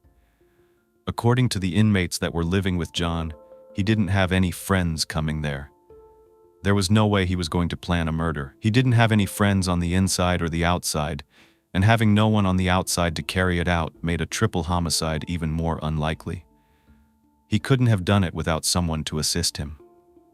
It turned out that John Rogers had only received one recent visitor, and it was his mom. She came to see him in April. This was before Joe and the girls had even planned their trip, and after the murders, John did make a phone call. It was to his parents on Father's Day, but that seemed completely normal, and he hadn't received any suspicious letters. Phone records show he never even made any long-distance phone calls since the murders occurred. But this is when someone else gets on their radar: Hal Rogers. Remember, he was the one who bailed his brother out of jail when he was initially arrested. Wasn't it Hal who told his family to go and take a vacation and then stayed behind? He knew there was no one to watch over the farm. His brother had already been in prison. So wasn't it a little odd that all of a sudden he used that as an excuse not to go? Plus, the locals didn't think he was grieving. He was still working on the farm just as usual. It's true that people grieve in different ways, but it seemed way too connected not to look into it. It was time to pay a visit to Hal. When they interviewed him, he insisted he was not involved. He explained he bailed his brother out before he knew anything about what John had done to his daughter. But still, the fact that he was under suspicion for attacking another young woman, and yet Hal still bailed him out. Well, it was his brother. He explained he decided to fulfill his promise to his brother and post the bond only after John agreed to sell half of his portion of the farm to him and never return. Then investigators found out that Hal withdrew $7,000 in cash from his bank account just 2 days after his family hadn't come home. It looked as though he might have been possibly paying someone for carrying out these murders, didn't it? That's what the investigators thought. Hal was their first official suspect, but Hal had a reason for everything he said. He said, "Look, I knew I was going to have to retrace their path. I was going to have to pay to have a plane fly over. I was going to need cash to travel and to figure everything out." He said he didn't have credit cards because he didn't believe in them, and he told the investigators all he was doing was trying to conduct his own investigation. He said the money had never been used. It was still in an envelope in his truck, and they found it on the dashboard. But still, investigators had to ask around. Jeff, Michelle's boyfriend, had just been told about the tragedy. He had been calling again and again asking, "How are they home yet?" Right after Hal received the news from Sheriff Owens, Jeff called to ask if Michelle was back. Jeff said that Hal sounded really odd, almost furious. He kind of yelled at Jeff, asking, "Who is this?" Jeff was confused, saying, "It's Jeff? Is Michelle home?" Hal just lost it. He broke down and said, "They're not coming home." Jeff was confused, asking, "What do you mean? What do you mean they're not coming home?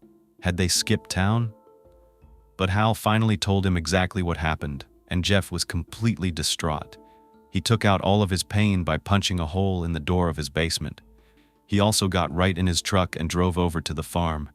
That's when he said he saw Hal just tending to the animals as usual, which he thought was odd considering the news this man just got. However, investigators realized that this was just the way it was for Hal. He was just trying not to think about what happened to his family. It didn't make him guilty of causing it. While the Tampa detectives were in Van Wert County, funeral services were being held for Joe, Christy, and Michelle. Their bodies were finally transported from Florida back to Ohio, and they were buried at their local church, the Zion Lutheran Church. This pastor, who usually got someone from the community to help dig graves, said, "I can't, you need to go find someone else. This is just way too close to home." He had known Hal Rogers and his wife and his daughters for decades. He was one of Hal's closest friends. He watched Michelle and Christy grow up, and he just knew he wasn't going to be able to do it. He couldn't dig the graves that they would go into forever.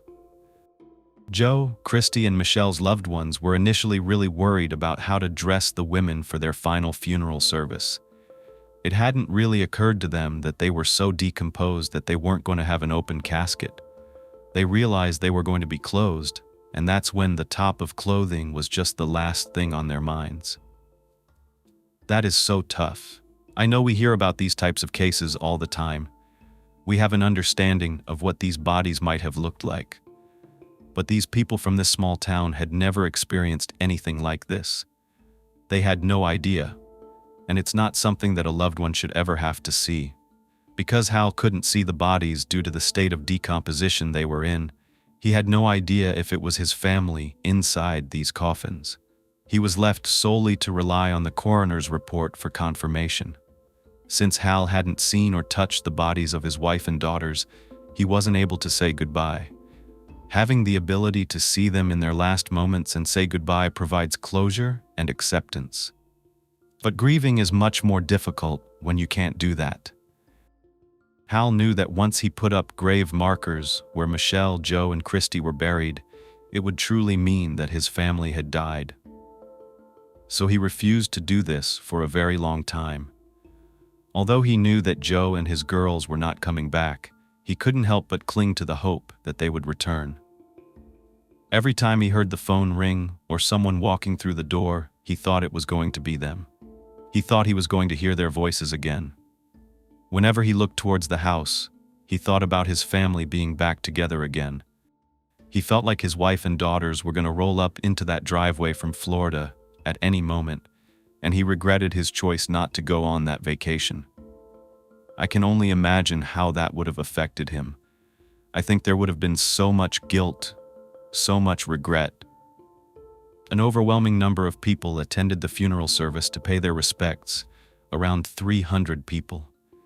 As a result, the small congregation had to cram into the basement and the fellowship hall of the church. Hal remembers seeing at least 12 news vans parked all along these country roads. On his way to his family's funeral service, he realized that each of these news stations was there to try to be first with the most interesting story and the best pictures they could get about what happened to his wife and daughters. It was their murder, and it was surreal. Hal didn't have to think about what to wear because he only owned one single suit that Joe had bought for him many years ago. It was a gray pinstripe suit, and he paired it with a fuchsia shirt. Joe always said that it made him look really handsome. And there they were, right in the front of the church, the 3 caskets. Next to them were pictures of Joe, Michelle, and Christy, just smiling brightly. Inside each casket, Hal requested a teddy bear be placed. There was not one person with a dry eye in that entire congregation. Hal wore sunglasses as he usually did. It was just one of his signature looks. I've seen him wear these tinted dark lenses in other pictures. This time they helped to hide his tears. He even saw his mother at the funeral. At first, it really shocked him. He was still mad at her for accusing Michelle of lying, but he knew this was not the right moment to be upset and give any of that attention. After the ceremony, everyone went to a small cemetery across the street from the church to bury Joe, Michelle, and Christy.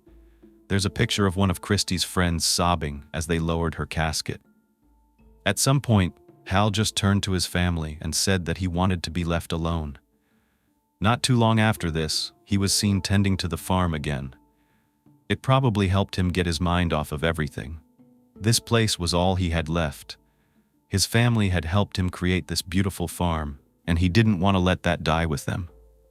By now, investigators realized they had to put a pause on any more accusations pointed Hal's way for the time being. It was back to Florida, where something of significance was found inside the Oldsmobile. As the crime scene technicians were combing through all the papers and brochures, they stumbled upon the only other one with handwriting on it. It was a brochure for Clearwater Beach, and on the back were the words Days Inn, Courtney Causeway, Route 60. At the bottom were directions that said Courtney Campbell Causeway at 60, Days Inn. Also at the top left were the words Boy Scout and Columbus, which are actually roads that lead toward the hotel.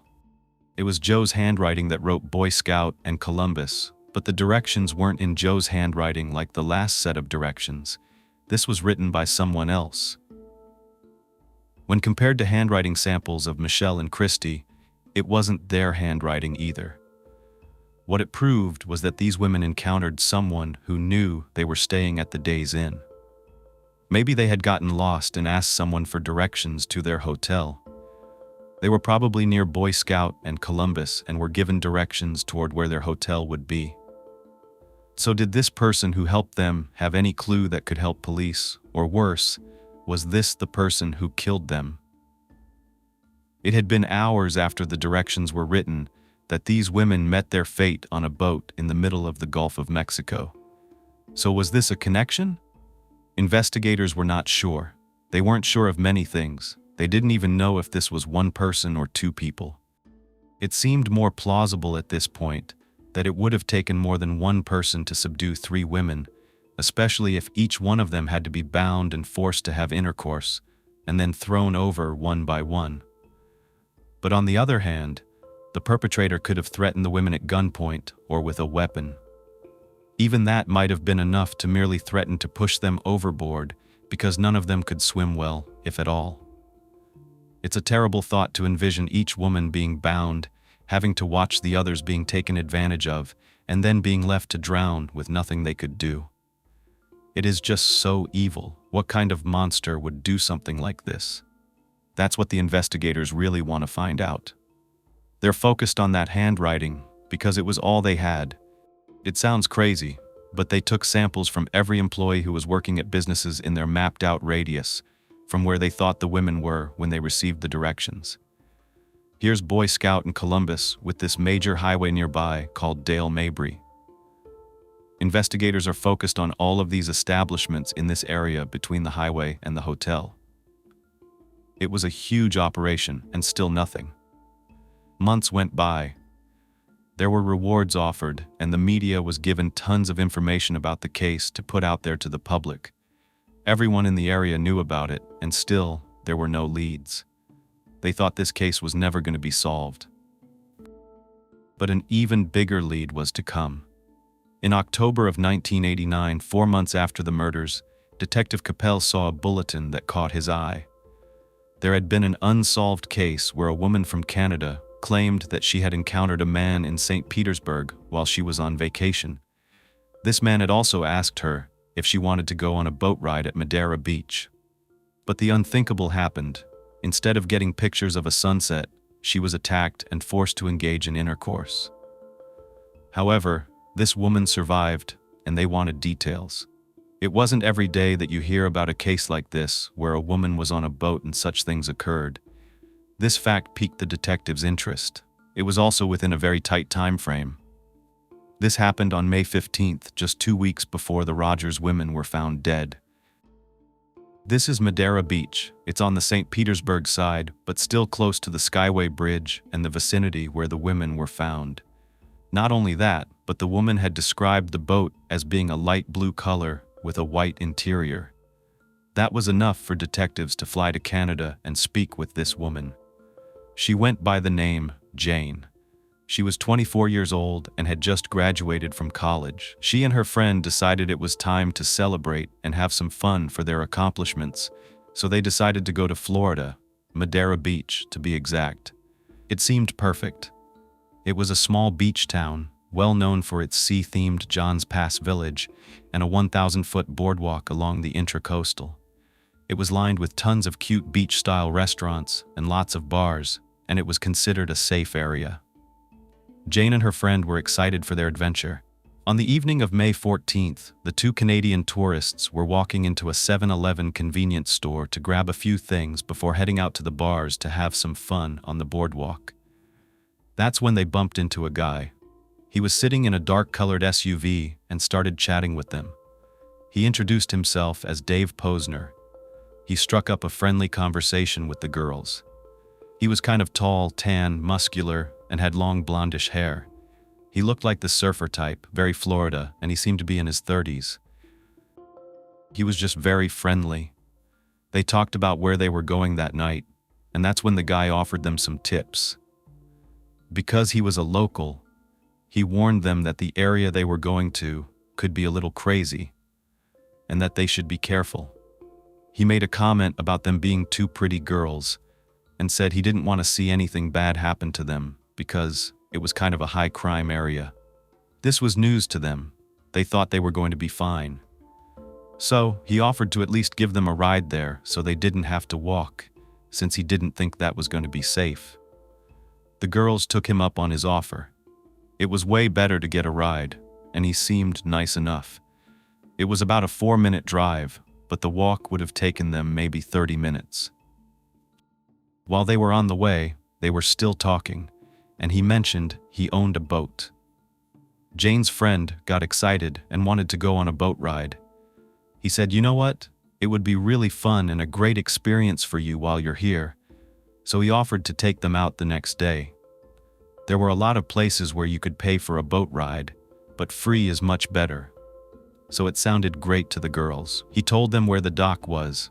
It was called Don's Dock, right in the area. The girls agreed to meet him in the morning. However, as the night went on, the girls were pretty tired. They had partied into the early morning hours, and Jane's friend was not feeling it anymore, even though it was kind of her idea to begin with. But Jane wasn't the type of person to sell someone out. She thought it would be rude if they didn't show up, even if it was just to let the guy know, "You know what? We can't make it. Let's reschedule for another time later in the week." That sort of thing. So, Jane heads out early in the morning to meet up with Dave. When she gets there, he's already ready with the boat. He says, "Where's your friend?" Jane explains that her friend just didn't want to go, and Dave says, "You know what? That's fine. No worries. Let's have some fun."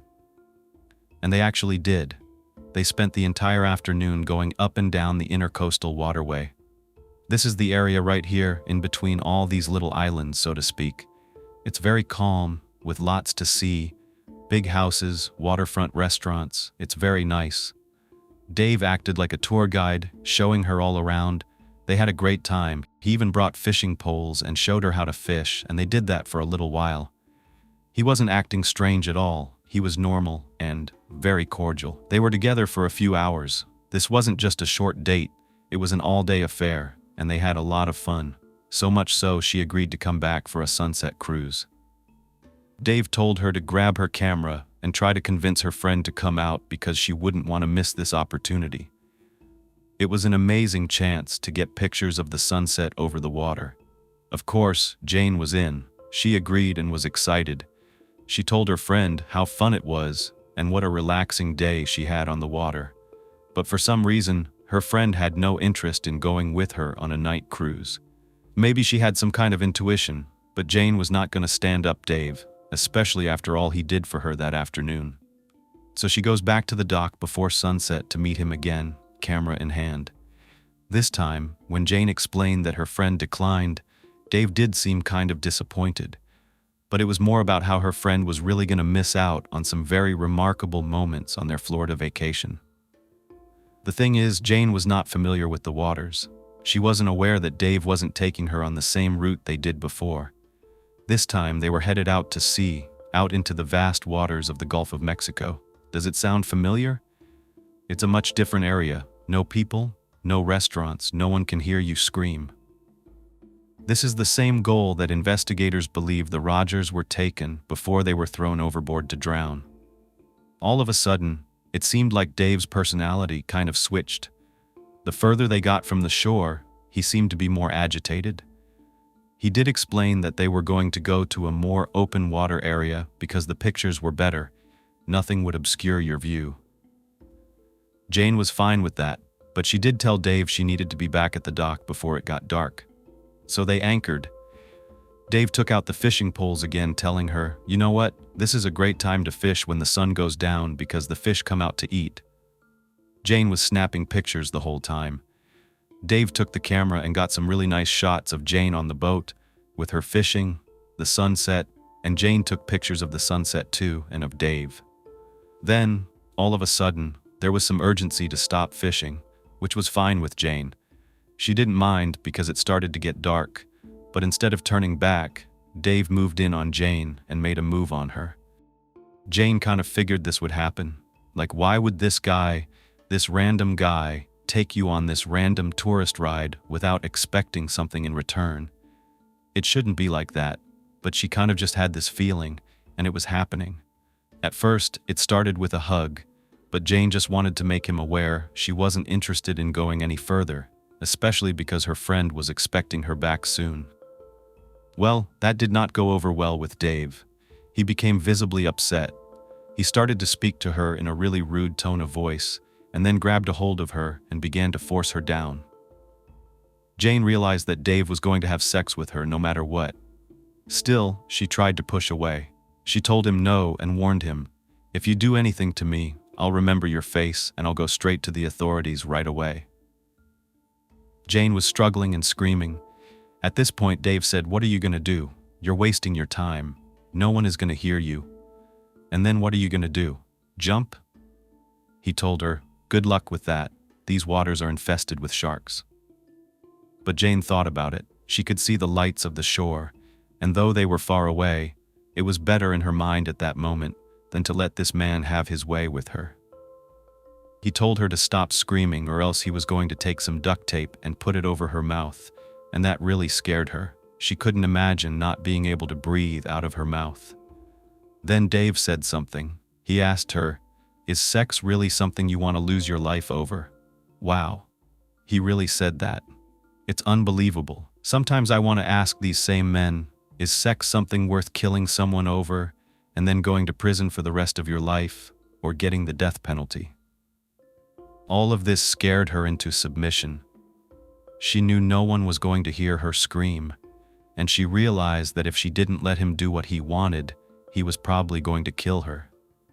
I felt so bad for her because in the interview, this is when she really starts to cry.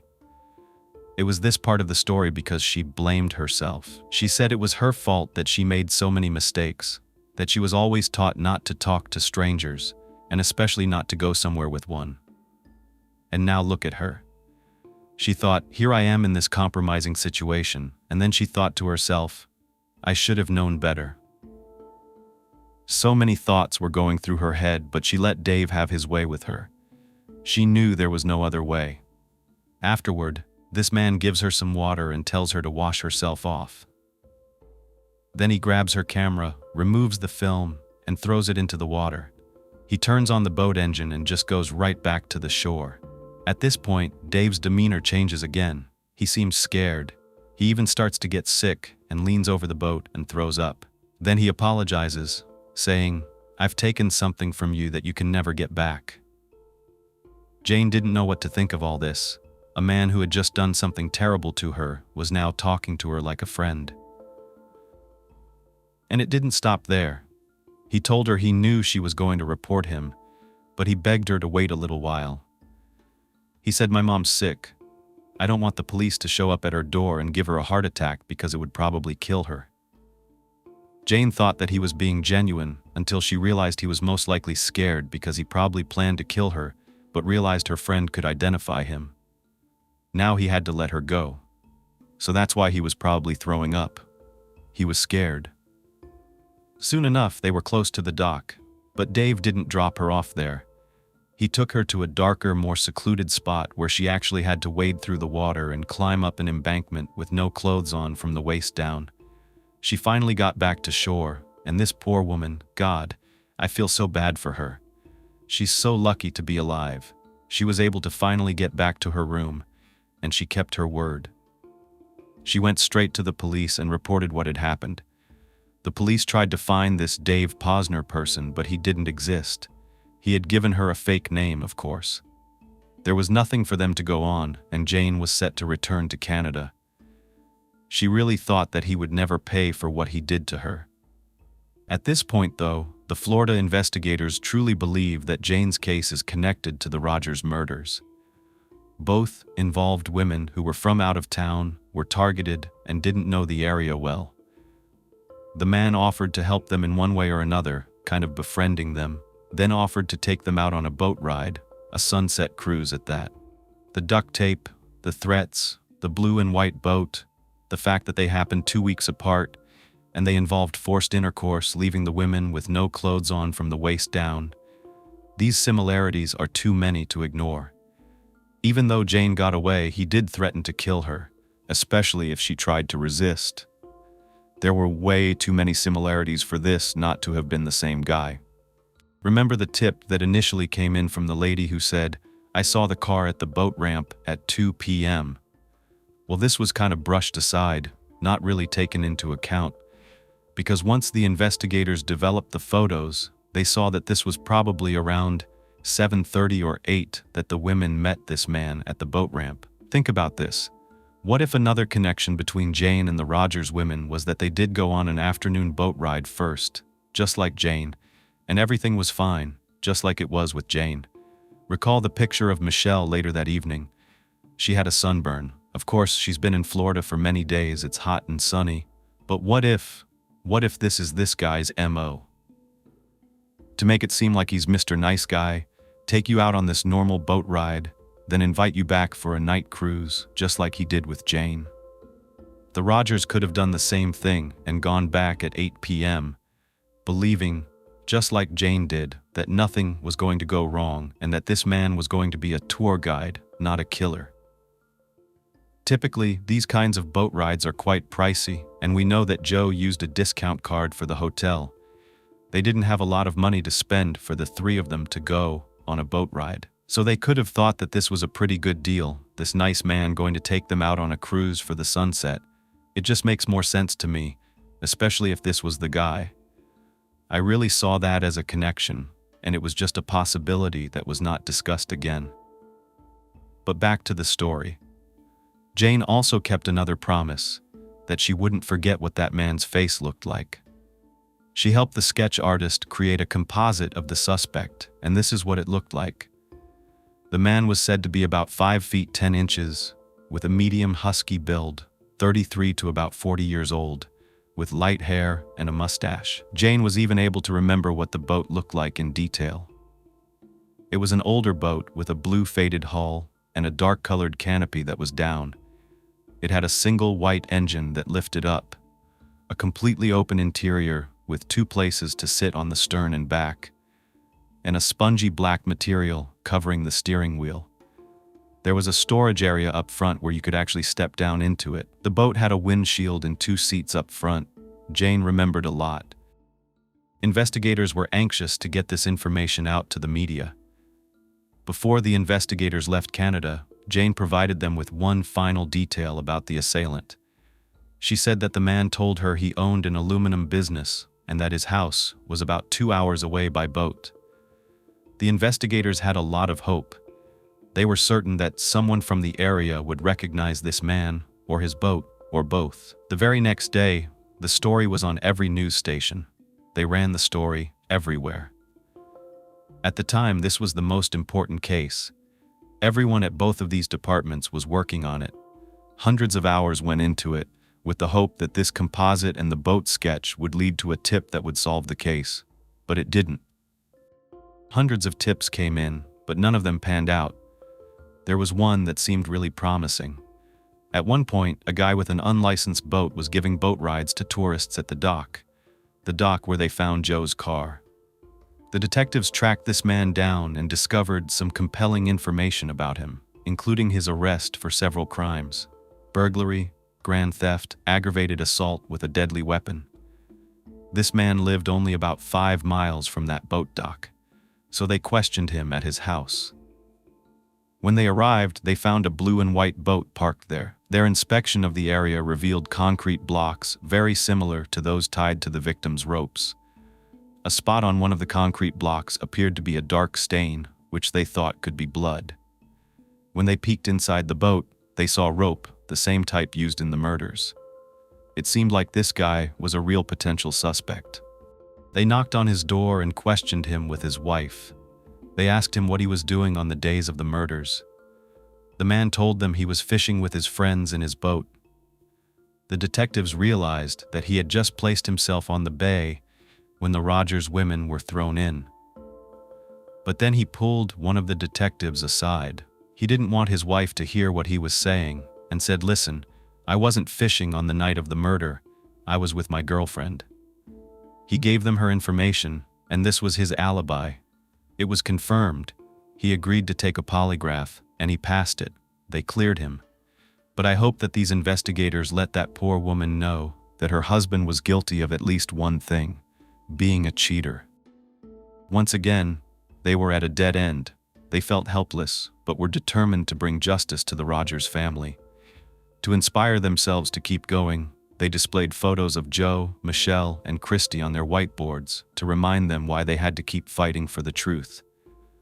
Look at all these case files on the shelf, so many, each with every tip that they had collected, yet they just sat there for months. Soon, they were collecting dust, and the task force was dismantled. Officers had to work on new cases, and the Rogers case went cold. Poor Hal never got closure. Even though the investigators had moved on from accusing him, that didn't stop people in his town from whispering. Many thought he was guilty.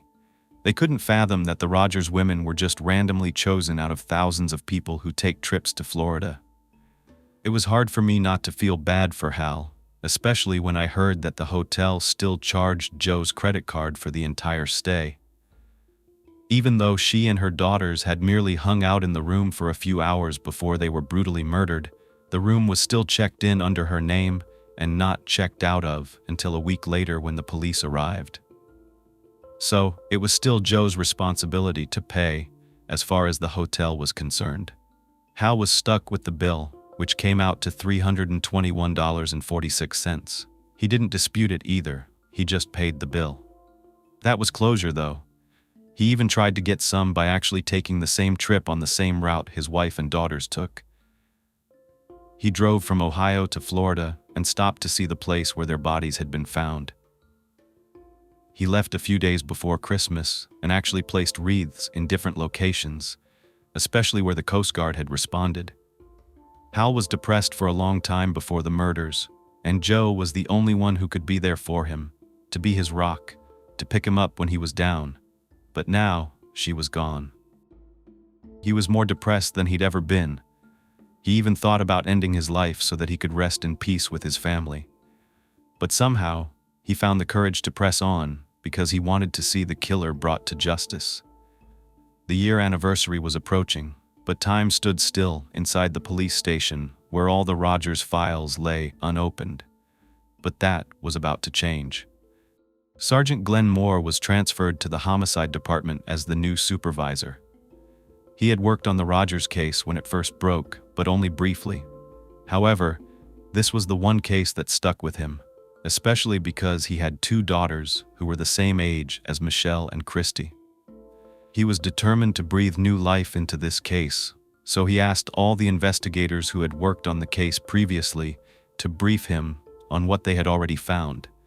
They seemed to think they had done everything they could and that there was nothing else to look at. While Sergeant Moore wasn't so sure, he wasn't going to give up that easily. He asked his commander for a chance on this case. He said, "Please just let me review it. If there's truly nothing we can look into, fine, but we gotta try." The commander agreed, giving him 2 weeks to work on it. They had already spent a lot of resources on this case, so Moore formed a task force of 6 investigators and picked the best of the best. They scoured the files, went through each and every interview, every tip, the autopsy reports, the pictures, everything. They jotted down any thoughts or questions that came to mind. They had a method where they sat around a table wearing gloves, passing each piece of evidence around and looking at it one by one in the presence of everyone else. They would talk through anything they noticed. After the 2 weeks were up, Moore and his team had come up with 150 unanswered questions. These were things they thought had never been investigated. That was more than enough to reopen the case. The most important piece of evidence, according to Moore, was that Clearwater brochure. Remember the one with the directions to the Days Inn? Well, get this, it had never been examined for fingerprints. If someone else had written on it, Moore thought for sure it could be processed for prints.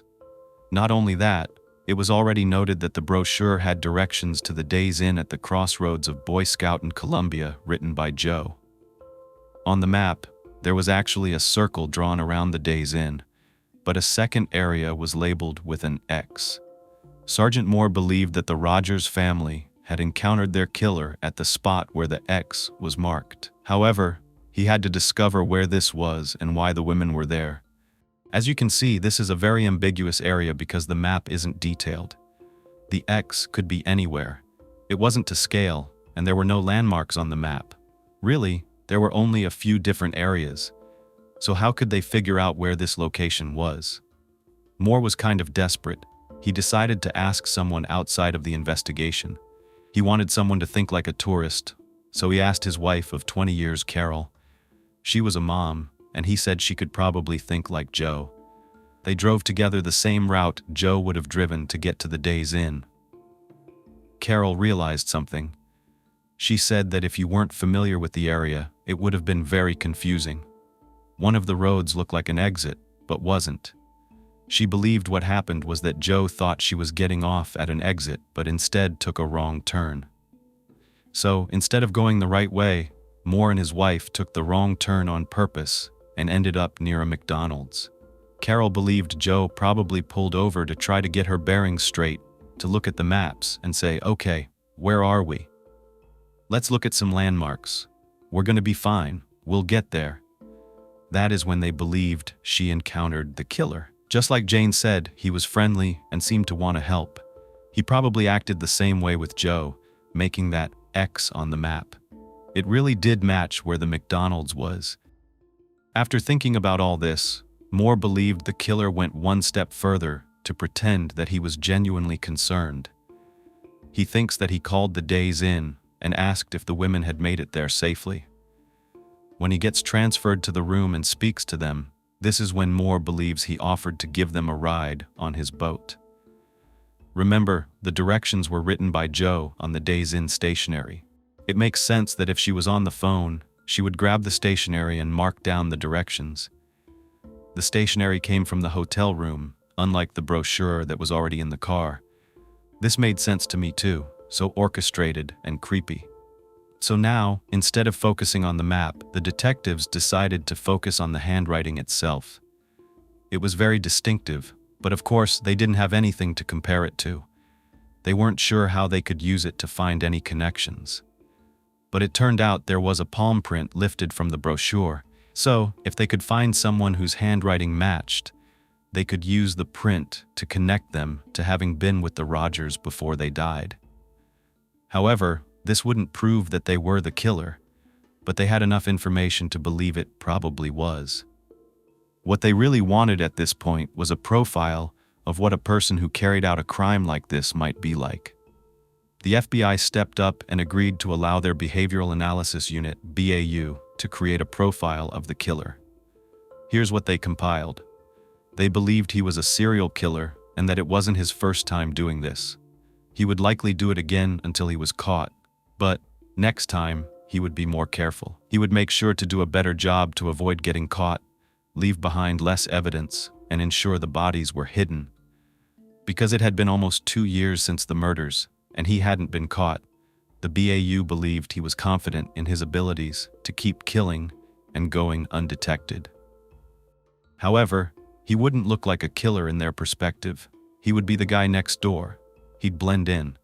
They thought he was a white male, 30 to 40 years old, above average intelligence, neat and meticulous, very personable, well off enough to afford a boat and respected throughout his community. Yikes. This sounded like it could be anyone. He wouldn't look like a monster, but he sure as hell was one. As a matter of fact, they believed he was deranged. According to the BAU agents, the killer covered the women's mouths but left their eyes uncovered, so they would have to watch what was happening to their loved ones. He wanted to feel their fear and actually got off on watching these poor women fear for their lives, especially as he pushed each one of them overboard to their deaths. They knew they were next. They knew their fate. It was just more evil. It's not even human. This person was truly a monster. The BAU believed that this man lived in the Tampa Bay area and was very familiar with his surroundings. He was probably on the prowl right now, looking for more victims. After giving this profile to Sergeant Moore, the FBI gave him a piece of advice. They told him to use the media on this one. This went against what Moore was taught. He was taught to keep the best evidence under seal. But now he was being told to go against everything he'd ever known. Sometimes, if you want different results, you have to take a different course of action. So he did. He held his very first press conference of his entire career and laid everything out on the table. Literally, the biggest piece of evidence they had at this point was the handwriting, so he figured this was his chance to use it. They shared it with the news outlets. Every reporter was present in that room. They got a first-hand look and the opportunity to run with this story, and they did. Every newspaper and news station was posting about the handwriting on this brochure. Sergeant Moore was confident that the handwriting belonged to the killer, so he decided to make a very firm statement on camera. He said that if they found the person who wrote those directions, they found their killer. He did this to send a message to the killer himself that they were onto him and to prompt the community to act. If this handwriting looked familiar, come forward now. You may be wondering how in the world someone could actually recognize handwriting. Something that stood out was the way this person wrote a capital T in the middle of a word. He did it with A's as well. They'd be capitalized. He also had a really weird way of writing the letter Y. It was kind of swirly at the end. Moore really thought this was it. But we know what's happened before, and just like the past, it repeated itself. No viable leads yet. So many tips came rushing in, some of them taking them on wild goose chases and wasting valuable time. By 1992, 2 years had passed, and a new chief had joined the St. Petersburg Police Department. By February, he told Moore that they had 6 months to solve this case, and after that, they had to switch gears and focus on other cases. The task force would have to be dismantled again. These investigators were working around the clock, non-stop. They were desperate. One detective even suggested they should post the handwriting on a billboard right in the area where the women were murdered. It was a touristy area with lots of traffic. This had never been done before. They already had billboards up with Michelle, Joe, and Christie's photos, but crime scene evidence on a billboard? That was insane to them. It was unprofessional and expensive. But they got the billboard company to donate the space for free, so that's exactly what they did. Even Moore's own father pitched in for resources. It was really a combined effort. So many people cared deeply about these women who lost their lives in such a horrific way. It became personal to so many people. Their faces became the faces of everyone's children, everyone's wives. They were determined to find the killer, and so was someone else. Someone who had been working on this case the entire time, but without a badge or experience solving crimes. This person thought the task force wasn't working fast enough and was furious about the way the case was being handled. It was a Tampa resident named Joanne Steffi.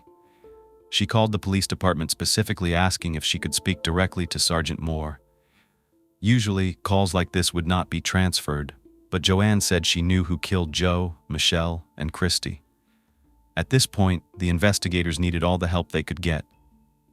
When Sergeant Moore was connected with Joanne, she was yelling at him, saying that they were not taking her seriously and that she was about to hire a private investigator to solve the murders herself. Sergeant Moore had no idea what this woman was talking about. He had never spoken to her before and had no clue who she was. But that was her point. Joanne told the sergeant that 6 weeks ago, when the suspect's writing was first published in the newspaper, she had sent them a fax containing a handwriting sample of her former next-door neighbor. She had suspected he was responsible for the murders long before that and had been working on proving it was him, especially ever since that composite sketch was released. She thought she knew exactly who it was. He was living right next door to her at the time. Throughout 1989, Joanne closely followed the case. She related to the Rogers family and even shared a name, sort of. Joanne and Joe. Sergeant Moore listened, continuing to be shocked by what Joanne was telling him. Starting with the fact that this neighbor of hers was an aluminum contractor. He worked on pool enclosures and things like that. He drove a dark-colored Jeep Cherokee and lived minutes from the dock where the Rogers vehicle had been found. To top it off, the guy owned a blue and white boat, until a few months after the murders when he sold it. Joanne also explained that everyone liked this guy. They thought he was so nice and friendly, such an upstanding citizen. But not Joanne. Not at all. She could see right through his facade. The very first time she met him, before the murders, he made the hair on the back of her neck stand up. She had never experienced that in her entire life. But once she saw that composite sketch and looked at him while driving by his house one afternoon, she just thought to herself, "Damn, that's him." So why did she wait so long to call the police? Because she asked a friend what they thought, and they weren't so sure. They didn't know if the composite sketch looked like him. Her friend warned her not to go around making accusations about people because it could ruin an innocent man's life. This guy was married and had a little girl, so Joanne hesitated. She was also worried that if she was right about his identity, he would come after her if he found out she was the one who reported him, and he'd kill her for it. That's a really hard place to be in. However, she did report it anonymously. She had a deputy take her statement but kept her name out of it. Joanne wondered why no one had ever followed up with her. She thought that maybe they had actually interviewed her neighbor and cleared him, but she'd never know, especially since he and his family moved away without even telling anyone. That was back in 1990. Joanne's sister even called in a tip after they watched an episode of Unsolved Mysteries featuring the Rogers case. She told them all about Joanne's suspicion and was promised that a detective would reach out. He said he did, but that he got no answer. It was the press conference that brought the case to Joanne's mind again when Moore said that finding the person who wrote those directions would find the killer. Joanne was determined to either prove her neighbor was him or to exclude him. She remembered something. A neighbor friend of hers, Moselle Smith, had hired this man to do some work on her home. So she begged her to please dig through her old paperwork to see if there was anything he had written on. She did.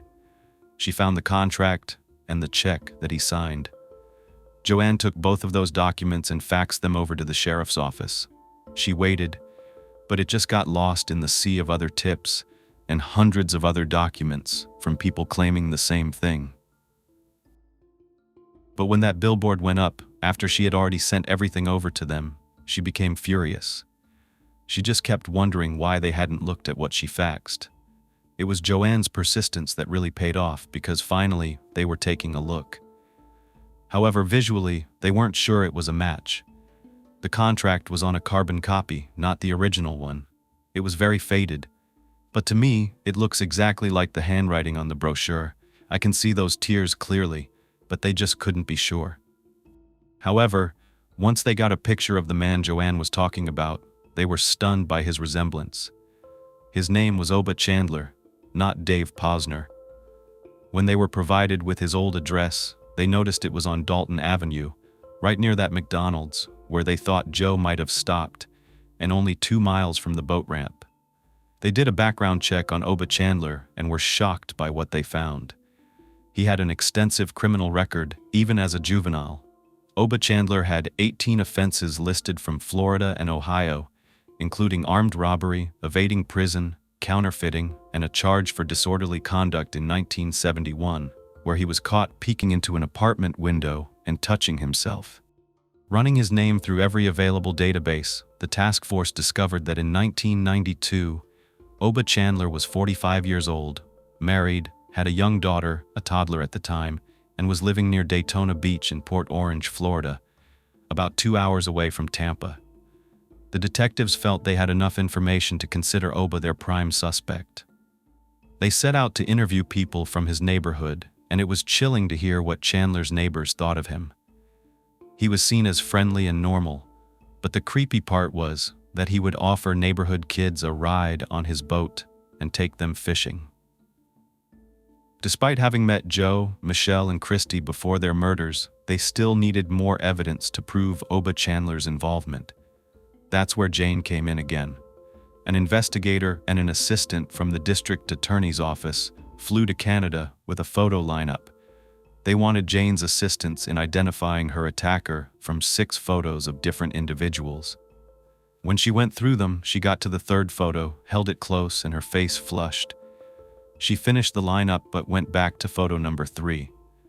Showing it to the investigators, she said, "This is him." It was a picture of Oba Chandler. The sight of his face made her sick, and she asked the investigator not to show it to her again. Although there wasn't enough evidence for an indictment in the Rogers family murders at that point, there was enough evidence to arrest Oba Chandler for what happened to Jane in May 1989. That charge alone carried a possible life sentence.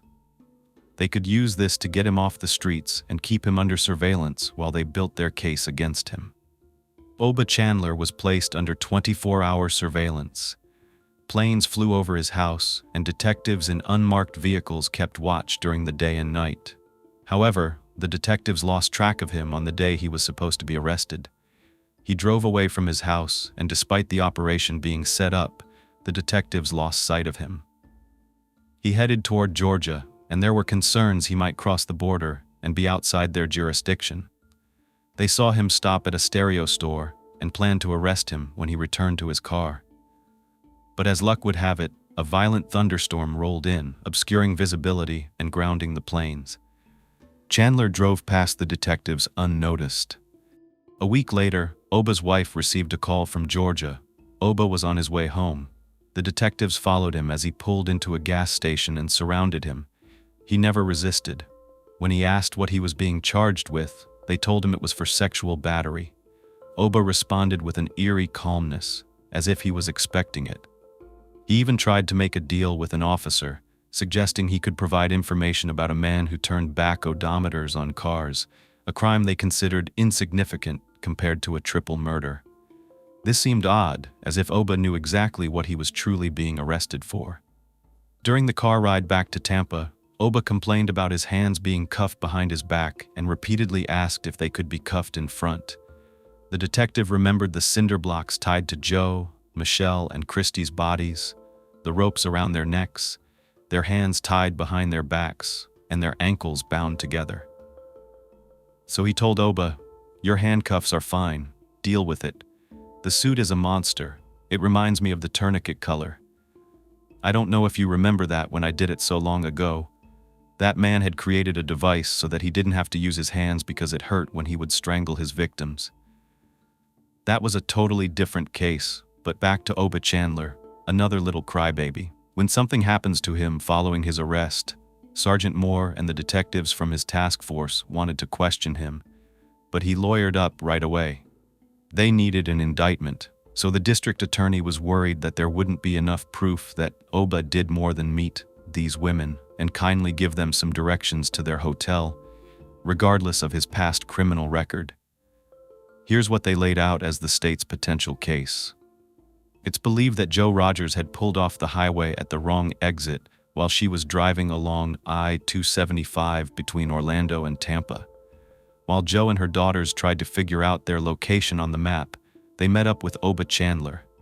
Somehow, some way, they came in contact with him, and he was a smooth talker. He probably saw that the license plate was from Ohio.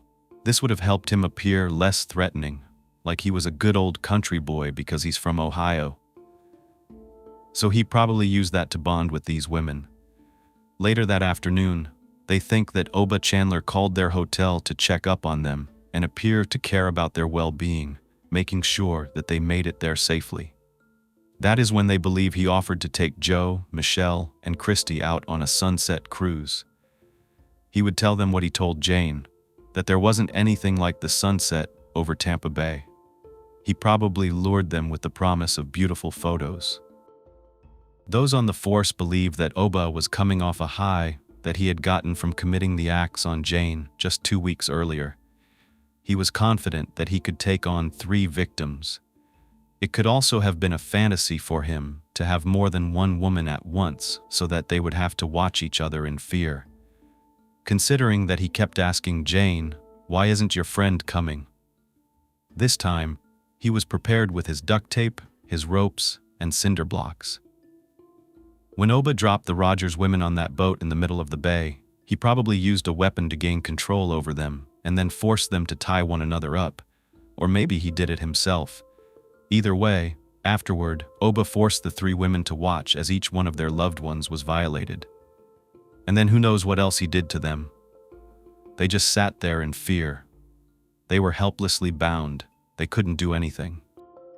No one knows what Oba said to these women. Maybe he even said he was going to let them go. Or maybe he just tortured them the whole time, telling them what he was going to do to them. Either way, once he dragged the cinder blocks out, they had to have known their fate, and that must have been terrifying, especially for Joe, who was scared of water. She had a lifelong phobia of water. I can't even begin to imagine. It's believed that Oba tossed each of the girls overboard one by one after he was done with them, Joe being the first, so that he could spend more time with the two other girls, the younger ones. That's why Joe's body was so much further than the other two. But it was this last detail, provided by one of Oba's own family members, that pretty much sealed his fate at this stage anyway, so that they could get this indictment. It was a statement from one of Oba's own daughters, an adult daughter. Her name is Crystal Mays. She's all grown up and married to her husband, Rick Mays. She told the investigators that her father came to visit her unexpectedly, all the way in Ohio in 1989, right around the same time that the composite sketch was made public. When he was staying with her, he confided in her that he was on the run and that police were looking for him in Florida in connection to two crimes, one involving a woman on a boat and the other for murdering some women, plural. He did not go into detail, but what he said shocked his daughter so much it was something she would never forget. Then her husband also came forward. He told investigators that Oba told him even more about what he had done. According to Rick, Oba confessed he had forced a couple of women to have intercourse with him on his boat and threw at least one of these women overboard. Rick distinctly recalls Oba saying he murdered 3 women in total.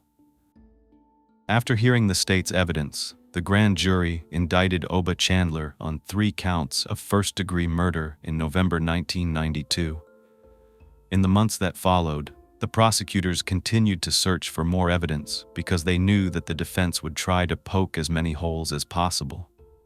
Especially in regard to the statements from Oba's daughter and her husband, he hadn't exactly treated his family very well, and they may have come forward just to get revenge on him, just to spite him. The timing was kind of interesting because why didn't they come forward way back then when it was happening? The investigators and the prosecutor were determined to find as much incriminating information as they could. Between that time and the trial, 5 years after Joe, Michelle, and Christy were killed, Oba Chandler's trial began in September 1994. He just seemed so uninterested in anything that was happening, and he also seemed to have a permanent smirk on his face the entire time.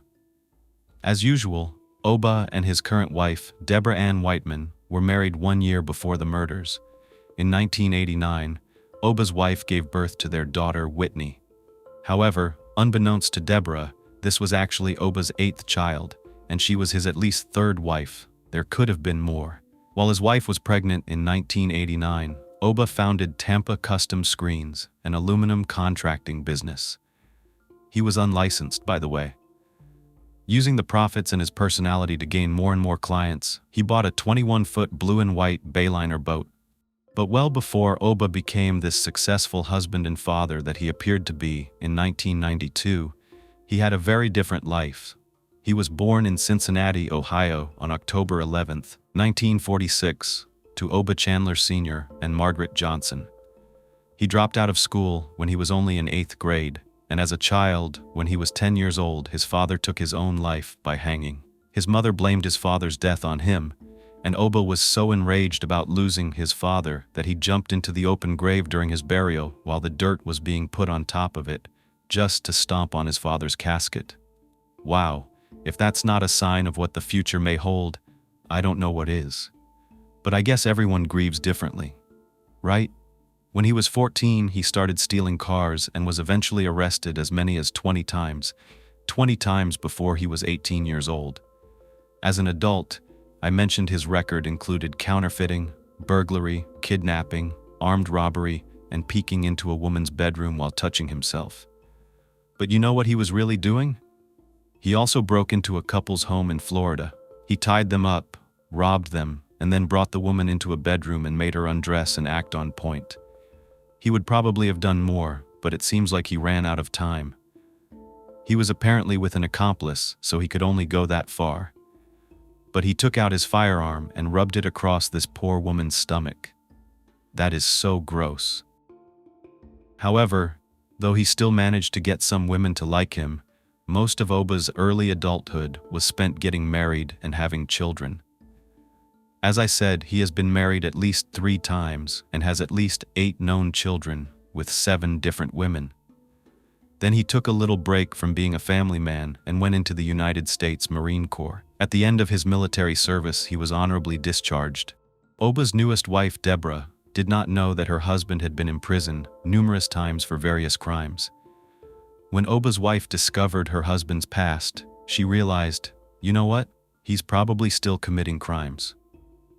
He would carry around a large amount of cash, and she figured it was probably from drug deals. But she never questioned him about it.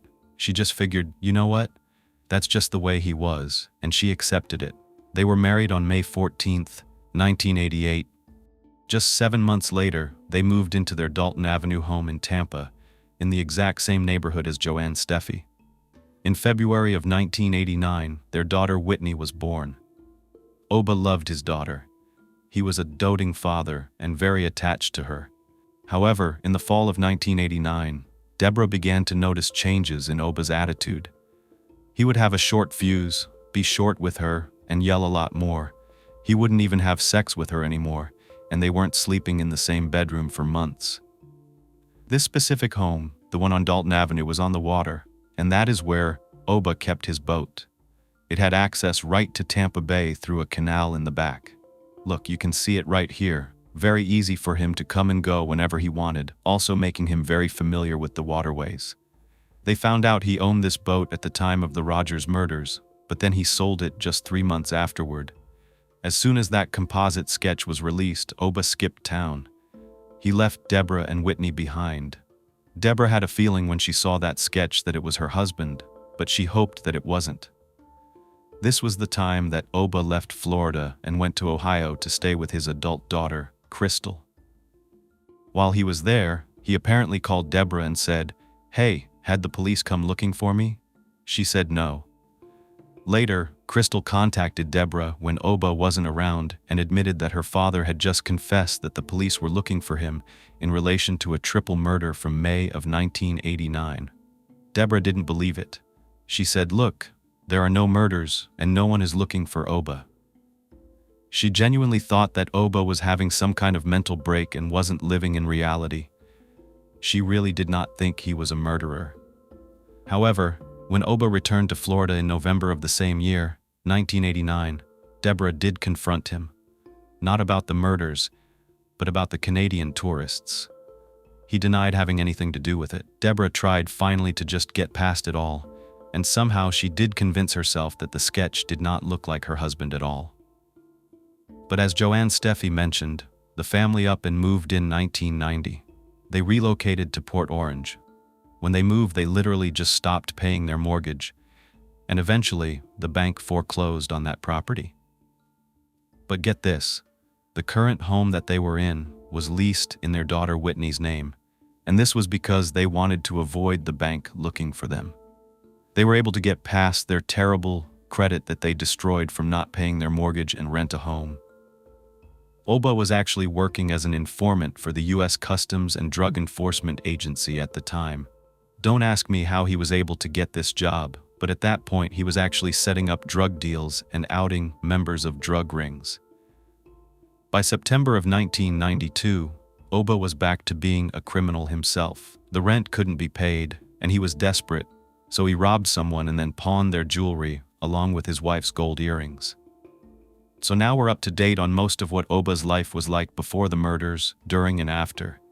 But why move? Why evade authorities? Why stop paying your mortgage? Why tell your daughter that you killed people if you didn't? It had to be him, but the state had to prove that it was. Oba remained silent. He insisted he was not their man. The most pressing matter was to prove that Oba was on the water the night of the murders and that he had the ability to carry out this crime without an alibi. Here are some of the important finds that the state made. They located all of Oba's phone records from the house on Dalton Avenue. They didn't have cell phones back then, but they did have all the records from the house. Oddly, the May and June records, those were the crucial months, were missing. They even tried to subpoena these records, and the company insisted these records had been purged from their system. How? We don't know. However, there was one investigator, Steve Porter, who wasn't going to give up that easily. He found someone who worked at the company in the security department, and this person was able to find a way to retrieve these documents. This was crucial, and you'll know why. Two dates stood out. May 15th, 1989, which was the night of the incident involving Jane, and June 2nd, in the early morning hours, which would have been after midnight, the night the Rogers went on that boat ride. There was a call that came into the Dalton Avenue house at 5:49 p.m. on May 15th, and then on June 2nd, a number of calls came in. One at 1:12 a.m., another at 1:30 a.m., another one at 1:38 a.m., then one at 8:11 a.m., and the final one at 9:52 a.m. The thing is, the number wasn't familiar. It's not one that Porter recognized. It was 813-223-0000. He asked the person working at the company if they knew what this was from. Well, it turns out that this is a number that the company just makes up as a placeholder for any calls that come in from a marine phone. That's a phone that's on a boat. These are collect calls, placed by someone using a phone on board. How it works is that a boat has to radio in and connect to different places, whether it's the Coast Guard, for example, or a marine phone operator. That operator can assist them by connecting them to whatever number they're trying to reach. This meant records of this call would have to exist. These operators kept track of everything, including the caller's name, the time, and the duration of the call. Finding the records took time. Remember, years had gone by, and these were paper records. Someone had to search for them by hand. But luckily, after 6 hours of searching, an employee from the company was able to track them down. Wow. This information on the toll tickets for these calls goes like this. The call on May 15th regarding Jane was from a boat called Gypsy 1, and the person said his name was Oba. And on June 2nd, the calls were again made from Gypsy 1. However, 4 of the calls did not have anyone named, but the last call did. The person said their name was Obi. Close enough. Apparently, when Porter dug into this, he found out that Obi was one of Oba's nicknames. So it's no doubt that he was calling from the waters on both of those nights. He had to have committed these crimes. It puts him there. They needed to know more, and they thought that maybe Oba's wife would be able to answer some of those questions. But she didn't want anything to do with these prosecutors. She was standing by her man, no matter what. She had to be subpoenaed. And of course, she went on record with Oba's defense attorney. There, she basically answered no, I don't know, or I don't recall to every single question, like, did you recall getting a collect call from mobile on those nights? No, can't recall. She couldn't recall her phone number back then. You could not get much out of her. But she also said she didn't know where Oba was on those nights either, so she wasn't exactly providing an alibi. Since they weren't getting much information of value, the prosecutors tried to think like a killer. Why would Oba want to make these calls in the first place? It was kind of weird. Wouldn't it make you look guilty if you pulled up the records? We know it wasn't to tell his wife he killed people, that's for sure. Instead, it was most likely either to give his wife an excuse as to why he was still out at dinner time on May 15th, the time he was about to pick up Jane, and a reason not to worry about where he was and why he didn't come home on the night of June 2nd after he killed the Rogers. But he was on the water, that's known for sure. At some point, though, he got off his boat on June 2nd. The thing is, he had scheduled a job and had to go back on shore to do it at someone's house. He had employees that were helping him.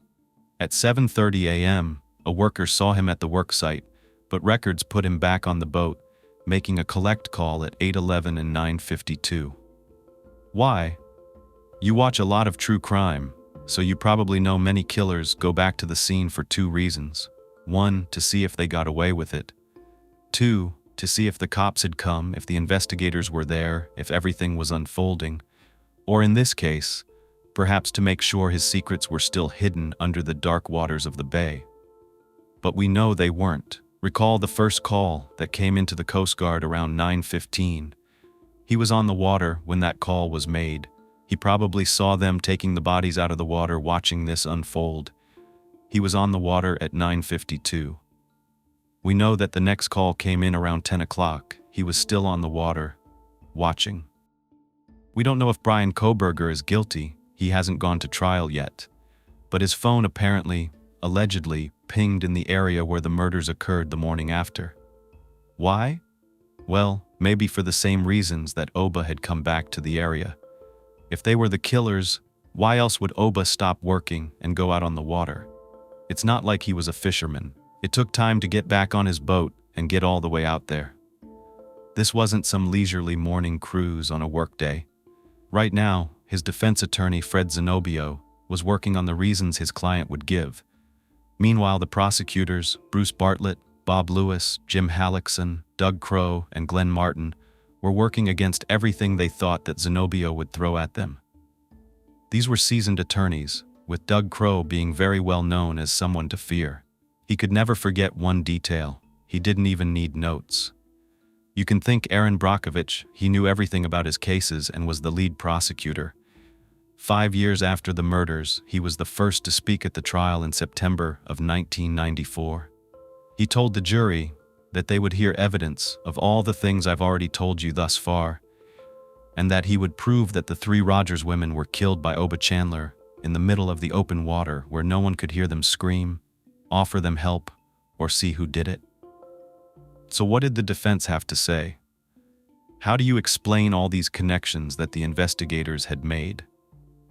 Well, the obvious, that Oba had met the 3 women the day that they were killed, but only to give them directions, and that the prosecution wouldn't be able to prove he ever saw them again. The defense attorney said to the jury, "It's a very straight and simple case.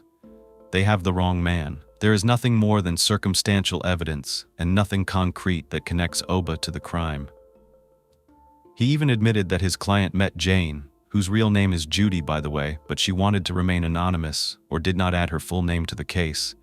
And it'll confuse you if I start using Judy, so we'll keep Jane.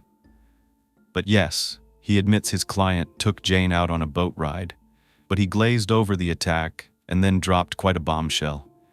He tells the jurors that they're going to hear all of this from Oba Chandler himself. Yeah, his client's taking the stand, and Oba was going to tell them that he didn't do this. He also added that Oba is not happy about being accused of the crimes. He didn't kill anyone. The prosecution went first, bringing in witnesses to showcase all the evidence, from the handwriting experts testifying about the brochure and the palm print, to fingerprint analysis and the calls made on the water from the boat. Even Oba's own daughter, Crystal, and her husband took the stand to tell the jury about Oba admitting that he killed these women, and also what he did to Jane. There were inmates who came forward saying that Oba had said incriminating things while waiting for trial. The worst one I heard was that he allegedly told one of the guys that he gave a woman an ultimatum on his boat.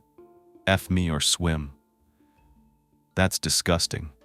Another thing he said was the only reason that girl's still alive is because she had a stupid friend waiting for her. Just like Jane suspected, that's really sad. He wasn't sick to his stomach because he felt bad. He was sick to his stomach because he knew he probably wasn't going to get away with this. Remember the worker who said that they saw Oba on June 2nd at 7:30? His name was Rollins Cooper. He also took the stand and said that on June 1st, remember the day that the girls got directions? On June 1st, Oba seemed to be in a hurry. He asked him, "Hey, what's going on? Why are you in a hurry?" Oba said, "I have a date with 3 women. This man is married, and he's telling this guy this. He's scum." The next morning at 7:30, Ron saw him again, and that's the day that Oba looked tired. He inquired, "Why are you so tired?" Oba said, "I was out on the boat all night."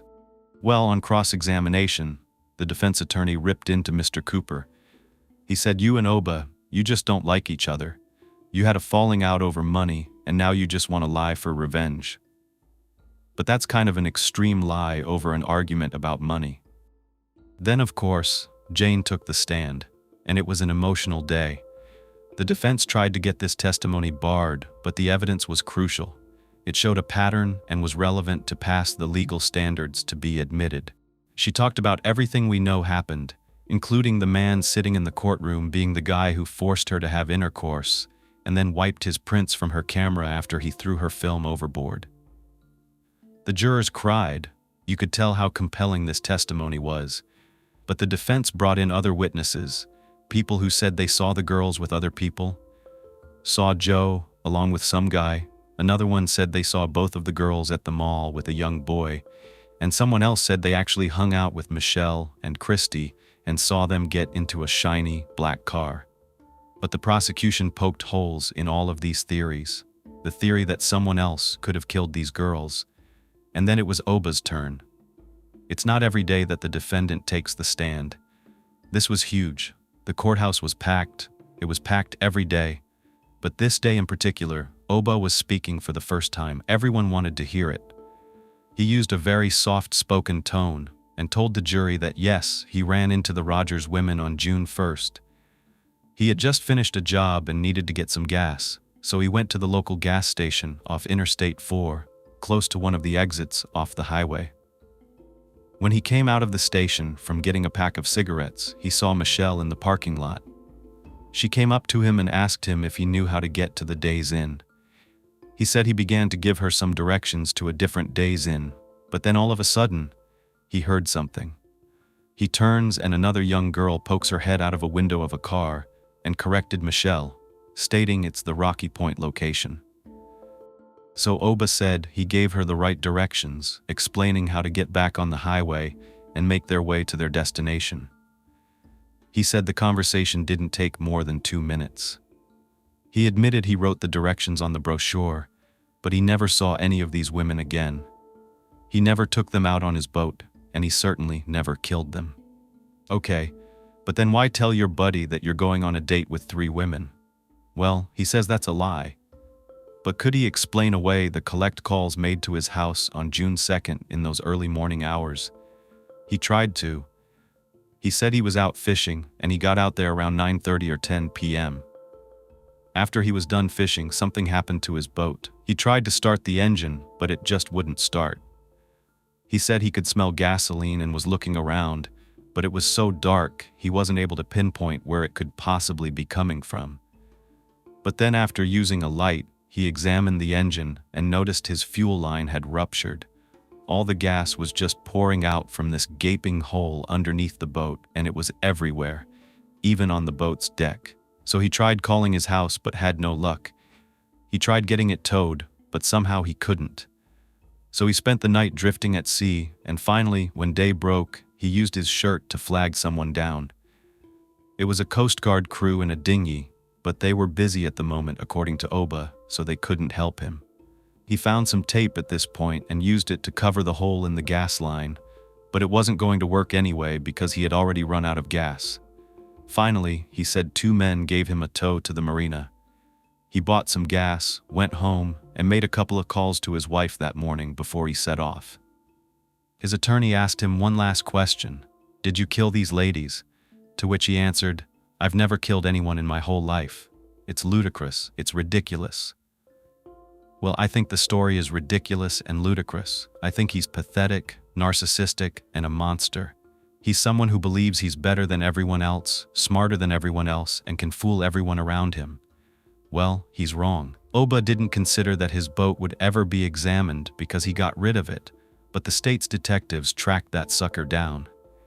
They found the new owner and were able to purchase the boat to use as evidence. However, it wasn't until one of those investigators, named Scott Hopkins, heard Oba's testimony that he realized something. Hopkins had been one of the people on the task force examining Oba's boat. He runs up to the prosecutor and says, "I call bullcrap on Oba's statement. He's lying. All they would need was a mechanic and fast." While all this is going on, it is time for the prosecution to cross-examine Oba, and he did not go easy on him. I'm happy about that. He pressed him about each detail, starting with how many felonies he had, and Oba answered 6. He pressed him about his daughter's testimony and that of her husband's. What did Oba have to say about that? He said he didn't get a chance to provide any information to contradict her statements, to which Crow was obviously trying to rattle him and said, "Well, weren't you just on direct? Wasn't that your chance?" And Oba just sat there. You could tell he did not like to be challenged. Well, that's too bad. It was when Crow brought up the case involving Jane that he had yet to go to trial for, by the way, that Oba said, "I'm not here to talk about that trial." You could tell he was upset. Crow asked if Oba was pleading the fifth, and he said yes. Crow asked why, and Oba said because you think what you're gonna say would incriminate you. Oba said no. That's when his defense attorney tried to prevent Crow from pushing forward, but the judge said it was permitted. All Crow was doing was setting Oba up for what was next. He knew something that the defense didn't know. He knew he had something to prove that Oba was a liar. Crow proceeded to ask Oba about June 1st. He wanted to know when he met the women. Oba said, "Oh, I don't recall really. Not even an estimate?" Crow pressed him and pressed him. Was it the morning? Was it the afternoon? Oba kept saying, I don't know, I don't remember. So Crow was like, what were you doing that you can't remember? Then he asked him if he recognized Michelle and Christie's pictures. Why didn't you come forward about seeing them as a witness? Oba explained that he didn't recognize them until November when the police put up the sketch. Crow asked, then was kind of weird timing, don't you think? Maybe because you were staring right back at yourself? Recall this is also when he skipped town, and recall that this sketch was done with information provided by Jane. Now, the prosecutor moved into asking Oba about his boat again, because he really wanted to make sure that the jury knew exactly what happened to Oba and how he was suggesting it happened to him that night.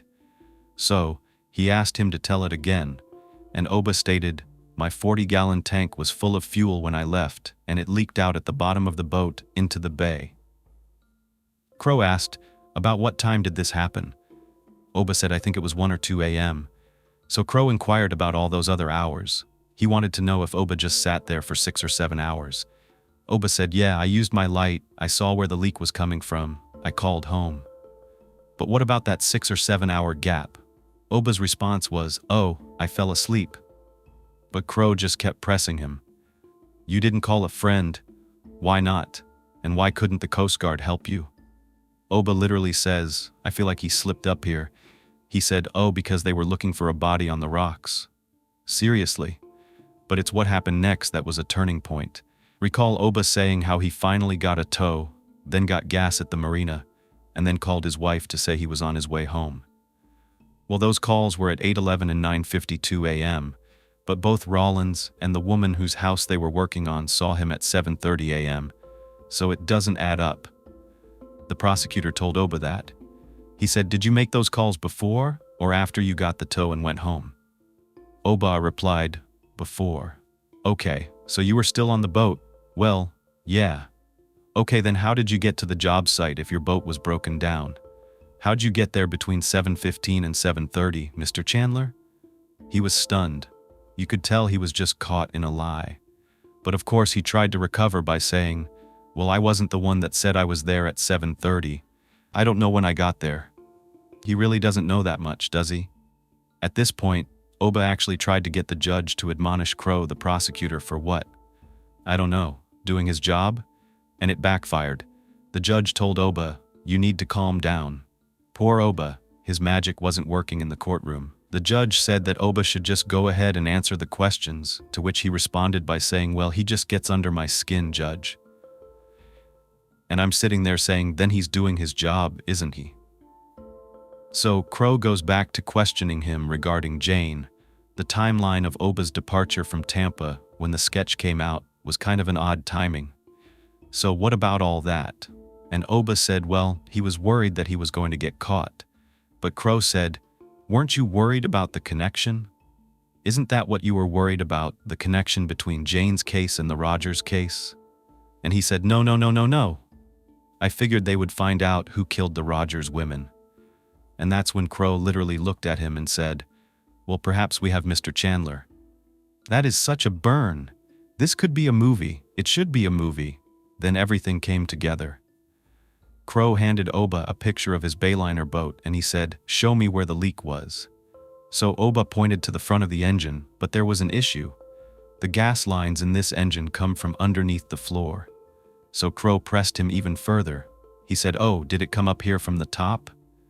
And then it was like, no, I can't really see the gas tank. I don't know where it's coming from, really. So, you fixed this, but you can't remember where it was leaking from? This guy that spends so much time on the water now seems to be clueless about how his own boat engine operates. Well, that's when Crow asks him if he knows what an anti-siphon valve is. It prevents the fuel line from leaking. It closes off a leak. And that's when Oba tried to argue that it only worked when a leak happened in a certain part of the engine near the pump. So now it seemed like Oba did know where all the parts were. The truth was, there was no evidence of a leak ever occurring in that fuel line at all. Oba stepped down and the defense rested. But the prosecution still had a few witnesses. One was an inmate that shared a cell with Oba. He heard him talking about the brochure. He said, "My biggest mistake was leaving that note in the car." Then it was the expert mechanic James Hensley's turn to take the stand to counter Oba's argument about the fuel line. He worked on boats for over 20 years. Firstly, duct tape would never have worked. It would have dissolved. The gasoline would have just destroyed it. And next, Oba claimed that the gas leaked from the bottom of the boat. Well, guess what? The anti-siphon valve prevents that from happening, so that's a lie. And then a Coast Guard testified he was never out on the boat in an inflatable dinghy on June 2nd, especially not looking for a body on the rocks.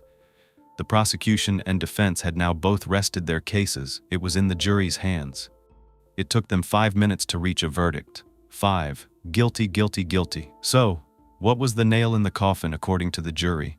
It was Oba himself. And ain't that the truth? There was no reaction from him during the verdict. As for a sentence, it was death, and that death warrant was signed in October of 2011 by the governor. Chandler's last meal, in case you were wondering, was 2 salami sandwiches on white bread with mustard. And he also asked for a peanut butter and jelly sandwich. He wanted grape jelly. I liked that too on white bread, but he only ate half of that. And he ordered an iced tea, but had coffee instead. This man never had one visitor in 17 years in prison. Not one person from his family even tried to visit him. I wouldn't either. He did leave a final statement behind on the day of Oba Chandler's execution. He had a handwritten note, and he wrote, "You are killing an innocent man today." 4 years later, that would prove to be another lie that he told. A liar until the day he died. The first lethal injection was administered at 4:07 p.m. This one paralyzes the suspect. Oba just closed his eyes and fidgeted around a little bit. By 4:10, he was just laying there with his mouth hanging open. And by 4:14, the next injection was given. This is the one that stops your heart.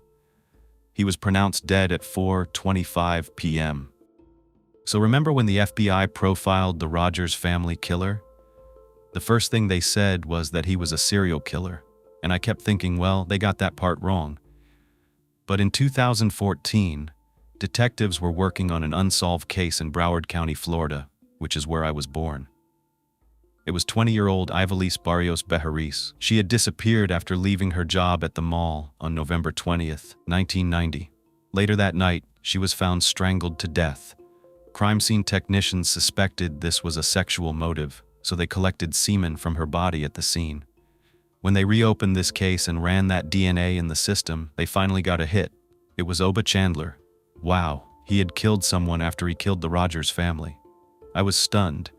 I wasn't surprised, but just stunned. Oba Chandler lived less than a mile from the mall where she worked.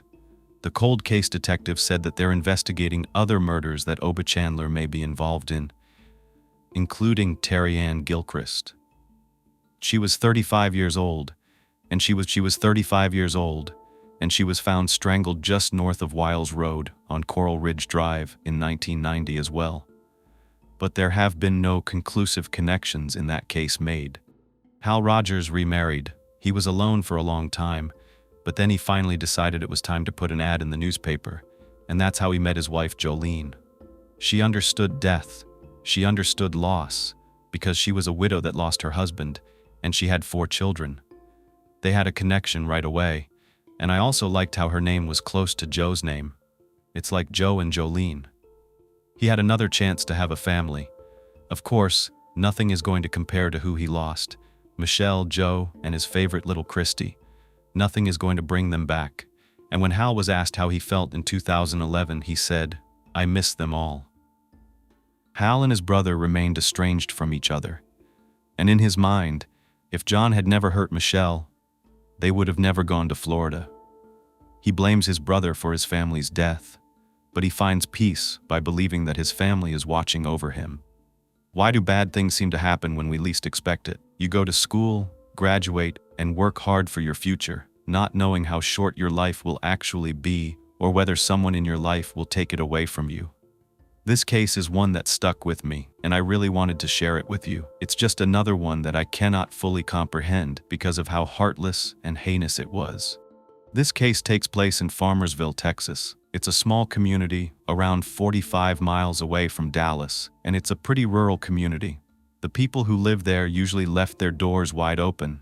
They didn't lock their doors. Everybody knew each other. And the events that occurred happened right in the middle of Town Square downtown, which is considered a really safe neighborhood. At one point, this was actually called the Onion Capital of the state of Texas. The residents still held on to their old-fashioned values. This is where Rochelle O'Neill Tolson lived. Rochelle was born on January 20th, 1984, in Garland, Texas. Her parents are Mark and Pam O'Neill. Growing up, her family and close friends either called her Shell or Shelly Belly. Rochelle and her family were very well known and loved within their small community. A couple of other things I found out about Rochelle were that she loved the color lavender and hated carnations because they reminded her of funerals. She always walked around with a huge smile on her face. She was just known to be a very happy person. Everyone that met her loved her, and they had only good things to say about her. She was 5 foot 2 inches tall and weighed 110 pounds. She had shoulder-length brown hair and these really pretty brown eyes. I love brown eyes, and they were these deep, dark, soulful brown eyes. Although Rochelle was a really happy girl growing up, she did have her fair share of the typical hardships that many teenagers experienced. But that did not stop her from having a close relationship with her family, especially her mother. They would hang out, give each other pedicures, and Pam knew how much Rochelle loved Christmas. It was her favorite holiday, so they wouldn't miss a chance to make it special. They even recorded it on video, and I have some of those clips to show you throughout this video. Rochelle loved that time of year so much. She would actually play Christmas CDs year-round. But she also really liked music of the 70s, especially the Carpenters, even though that was a little bit before her time. Just like being in a small town, the school community was even smaller. All the students were close, but Rochelle got particularly close to a boy named Andrew Tollison. They became high school sweethearts, and then they ended up getting married. Soon after, Rochelle got pregnant. When she was pregnant, everyone would tease her because she was so tiny and her belly was so big against her small frame. As it got bigger and bigger, it was hard for her to walk, so she sort of waddled around. It was cute. It wasn't too long before her and Andrew had a baby girl, and they named her Avery Lynn Tollison. Lynn was also Rochelle's middle name. Rochelle and Andrew were practically children themselves. Rochelle even still enjoyed playing with Barbie dolls, dressing them up in cute outfits, and giving them hairstyles to match. Being so young, married with a newborn, without that much life experience or relationship experience, made things really difficult, to say the least. At first, things were great. You're truly in that honeymoon phase. They loved each other so much, having grown up together. That love was truly never going to fade. But what usually does is the patience, the butterflies, and then couples start to resent one another. We can't know for sure exactly what transpired, but when Avery was around 5 months old in 2004, things really started to fall apart for the Tollisons. Rochelle was only 20. It seemed like she may have wanted more out of her life, and she talked about the possibility of going to college to pursue a career in teaching. At the time, some of Rochelle's hobbies consisted of scrapbooking and putting together a beautiful baby book of all the memories of her, Avery, and Andrew, so that Avery could cherish it when she got older. Avery was her life. She was completely dedicated to her. She loved her more than anything, and she would have sacrificed so much for her. The one thing she wasn't 100% willing to compromise on was the relationship with Avery's father. For now, anyway. Rochelle confided in her mother about wanting a divorce. She just wasn't happy anymore. She needed to move on. But Andrew didn't want any of that. He wanted to be a family together, all together, with Rochelle and Avery. They were separated until they could figure out what to do next.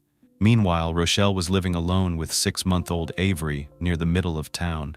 They were surrounded by everyone they knew. It felt safe. It felt right. Rochelle had grown up there, and she intended to raise her daughter there as well.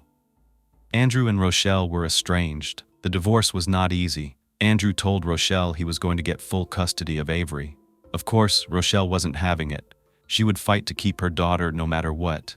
Though she told her friends that things weren't that bad, they were just things that couples go through when they break up. It was still really difficult and really up in the air. We're going to jump to the night of Wednesday, March 17th, 2004, around 9 p.m. Rochelle and her mom, Pam, were running around. They were shopping and doing their errands, grabbing things for Avery at the grocery store like formula and diapers. They left and went to Pam's house, staying out for a little while. Rochelle wasn't feeling well. She started to complain that she had somewhat of what felt like a sinus headache. So her mom gave her some medicine for it, but then Rochelle just said, "I want to be home. I want to be in my own bed." So she left, and once she got home, she called Pam to let her know that they had arrived safely. It wasn't until the next morning that things became confusing and worrisome. It was around 7:30 a.m., a nice warm morning in the springtime, a beautiful day, a day that seemed normal, but it wasn't. Pam stopped by to say hello to Rochelle and Avery as part of her normal routine. When she pulled up in the driveway, she saw Rochelle's car there. She walked up to the door, and the first thing she noticed was a note taped to the screen. It was to Rochelle from her landlord, and that seemed a little bit unusual. But what's even more unusual was that the front door, just behind the screen, was wide open. Pam didn't hesitate. She went right inside and began to call out for Rochelle while making a beeline towards Rochelle's bedroom. Pam saw a pillow in the middle of the floor, right outside the bedroom and in front of the kitchen. That's definitely out of place. When she made it inside the door to Rochelle's bedroom, that's when she got her first shocking surprise. Something was out of place. Not something, someone. Avery, baby Avery, was just lying on the bed by herself, a 6-month-old just lying there with Rochelle nowhere in sight. Avery's diaper was soaked, she was cold and all alone. Something was definitely wrong. Pam's eyes started darting around the bedroom. She was taking in every detail, and it was a mess. Not just a mess from being lived in as a mother with a 6-month-old, a mess as though something had happened there. There were papers all over the floor. Pam noticed the nightstand wasn't where it usually was. It was not against the wall, but was pushed out like someone had tried to hide behind it. The bed was moved. The mattress and the box spring were off-center, as though someone had pushed them to the side. The bed frame was even more out of sorts. It was broken and was just leaning up against the mattress. All the while, Pam was calling Rochelle's name in a panic, and there was no answer. She looked everywhere. In the closets, under the bed, in every room in the bathroom, all over Rochelle's house, and she was nowhere to be found. What she did find was Rochelle's purse. That would really lean towards Rochelle not just walking away on her own. If that was her choice, why wouldn't she bring her purse or use her own car? Pam was frantic. She called her husband and told him what was going on, and he contacted the police right away. Police found Rochelle's bedroom exactly the way Pam had described it, in disarray. There were items thrown around, the furniture wasn't in the right places, and it appeared as though someone had been running around like they were being chased. It was definitely an indication that there was some kind of struggle that occurred. They noticed that one of Avery's bottles of milk, which was half empty, was also on the bed. The rest of the home appeared to be pretty organized as usual. They noted that the windows and the doors had not been broken into. All of the lights in the house were on when they came in, as though they had been on since the previous night. The TV was still playing in the living room. There was a pile of clean clothes that were half folded and open food. This just wasn't like Rochelle. She wouldn't have just left all this stuff out, and she definitely would not leave Avery. She wouldn't even go into another room without taking Avery, so there was no question she did not leave on her own. They stumbled upon one of their first real clues: divorce papers. It's not as if the divorce papers themselves raised any red flags. It was what was on one of them, a large shoe print, bigger than any shoe that would belong to Rochelle, and it looked like someone might have purposely stomped their foot down on it. This is when police thought someone else must have been in Rochelle's house. Pam called up Rochelle's estranged husband, Andrew, to let him know what was happening. She was probably scared, worried, and shocked. When he picked up, she told him, "We cannot find Rochelle anywhere."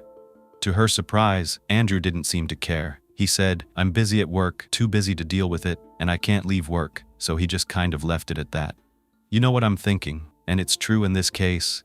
Like many others, the first person they're going to look at is the person closest to the missing person, and that's always the first suspect. In this case, police were interested in Andrew right away because, after all, he was the one that didn't want the divorce. He wanted custody of the baby. But officers still needed to begin canvassing the entire neighborhood, questioning every resident within the vicinity of Rochelle's house. They were quick to put a search party together. It was time to set up checkpoints, look into cars, and comb through backyards and fields. The entire town sprang into action. They had people on horseback, ATVs, and officers walking side by side in fields. The search party was huge. This extensive search went on for almost a week, and after 5 days, there was still no sign of Rochelle anywhere. The people who knew Rochelle didn't believe for a second that she would have run off and left Avery behind. But there were some residents who didn't know her very well and chalked it up to her being stressed from the divorce and wanting to just get away. Maybe it was postpartum or mental health issues, which I don't blame them for actually thinking. But Rochelle's family knew that was completely impossible. The people who lived the closest to her thought there was no way this was a random situation. They thought it was definitely someone she knew that took her. Statistics point to the people being closest to you as the ones who are more likely to harm you, someone you know. That's exactly why the police still suspected that Andrew would have a motive. If you look at this Christmas video I'm about to play, you can tell that Rochelle has a bit of an attitude towards Andrew, and they were still trying to do their best. Many people close to the couple said they were definitely going through a lot of issues, and Andrew should definitely be their prime suspect. Police didn't really see anyone else who would have anything to gain by doing something to Rochelle, but Andrew could have things much easier if she was out of the way. It would make it more likely that he would get his daughter, and he could move on. They immediately brought him in for questioning, and they were not going easy on him. They were going hard, accusing him right away. "Did you have anything to do with her disappearance?" He said no, but of course he was shaken and fearful, but he wasn't admitting to anything. As a matter of fact, he told them, "Hey, you need to give me a lie detector test because I have nothing to do with this." The police weren't going to go there, but because Andrew had suggested it, and he wouldn't take no for an answer, and he wasn't going to leave the police station unless they took him away in handcuffs or gave him a polygraph, they administered the test. Before they did, they had already interviewed many of Andrew's friends who said he had a jealous side. After all, his relationship was falling apart. The process was a long one. They brought him into the interview room, and it seemed like they were there for an eternity. Again, they were not going easy on him, but they finally concluded the test, and then had to wait for the results to come back. Investigators did not know what to think because the results were inconclusive. They were more confused than ever, but since they had such a long interview, they did gather so much information that they were able to get a warrant. This way, they could possibly rule him out by looking through his home and his car to find out whether there was anything left behind that could point to him being connected to her disappearance. Now, the case was everywhere. It spread over the news, it was in the newspapers, and more people were showing up to help with the search. Thousands of people were coming together all over Texas and even further. They really wanted to look for this young mom. I think it really hit home for many people. The police didn't really know whether this was a case of a missing person who had been taken, or a woman who might have had something going on, some other plans, or even more sinister. But their job was to find out. These search parties went on 24 hours a day all week, turning up nothing. Her family was just holding on to the possibility that they were going to find her. After the polygraph, Andrew just fell off the face of the earth. He wouldn't talk to anyone. He was completely distant and didn't seem interested in what was going on.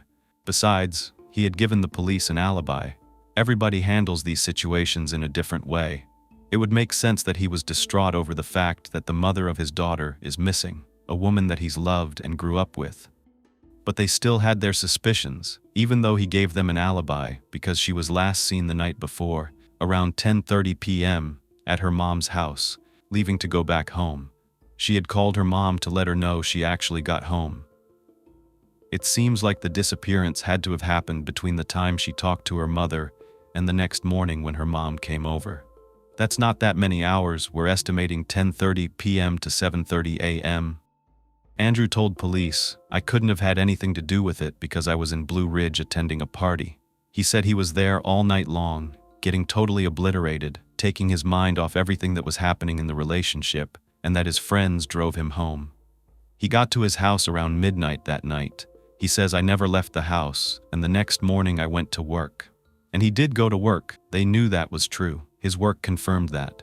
The problem is, there's no way to corroborate his whereabouts when he was home alone. If no one's there, how is that evidence that you were? This still gives someone 6 or 7 hours to go over to Rochelle's and take her, and there was no forced entry, so he could have easily gotten in. They still could not rule him out as a suspect. Now they had to find out who was at this party. They needed to contact them so they could confirm his alibi. After they interviewed as many people as they could find, his alibi turned out to be not exactly 100% solid.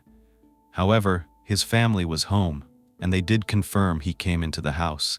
There was still a gap of time where anything could have happened. They could have seen him when he got home, but then he could have left, and they could have been sleeping, and no one would have noticed. It wasn't a good thing that he was completely intoxicated, because it was to the point where people were saying he couldn't even think straight. It had been 6 whole days since Rochelle had gone missing, and this is when the case took a turn, definitely not in the right direction. A man named James Powell was in an area called Brushy Creek near a creek bed, and he was walking along this little trail near the creek looking for arrowheads to collect. That's when something caught his eye. When we see something that doesn't look right, our brain does try to connect the pieces and put together this puzzle of possibility. What could it be? But we know when something is more than just an item. As he got closer, he saw what he thought looked like feet sticking out under some bushes. Of course, no one wants to, but he moved closer and closer, and when he did, he was just within a few steps of what he thought was a human. He followed the foot to a leg, and then he realized he was looking at human remains. This was about 10 miles from Rochelle's home. James was frantic. He ran to call the police, and when they spoke to him, he was completely shaken up. He was frightened. He could hardly get the words out of his mouth. He just knew what he had seen, and he told the police to get there as soon as they could. Investigators are trained. They know what to look for right away. They found what they were looking for. There were human remains. It was a body laying face down in the dirt. Not only that, they could tell the body had been burned. It was disturbing. The remains were partially clothed.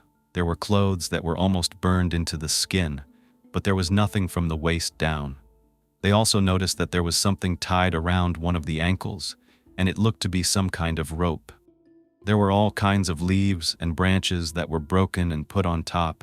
They were actually pulled out from the area around it because you could see there were missing spots where weeds were pulled up and trees, small trees were pulled up and branches were put on top. They started to worry that they might have just stumbled upon Rochelle and that the body had not been there very long. They could tell it was still in the early stages of decomposition. Everything was just haphazardly put there.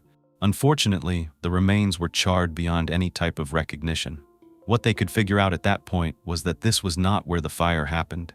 They thought they could tell the body was female, but as far as being able to positively identify the body, that would come later.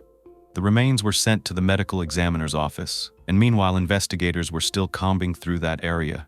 They stumbled upon something about 100 yards away from where the remains were, and it was a fire pit. Now this wasn't unusual, because this particular area drew in a lot of teenagers and local 20-somethings, and they would have parties there. It was a well-known party area for drinking and hanging out with friends. There wasn't much to do in this small town, and it was nice to get together there.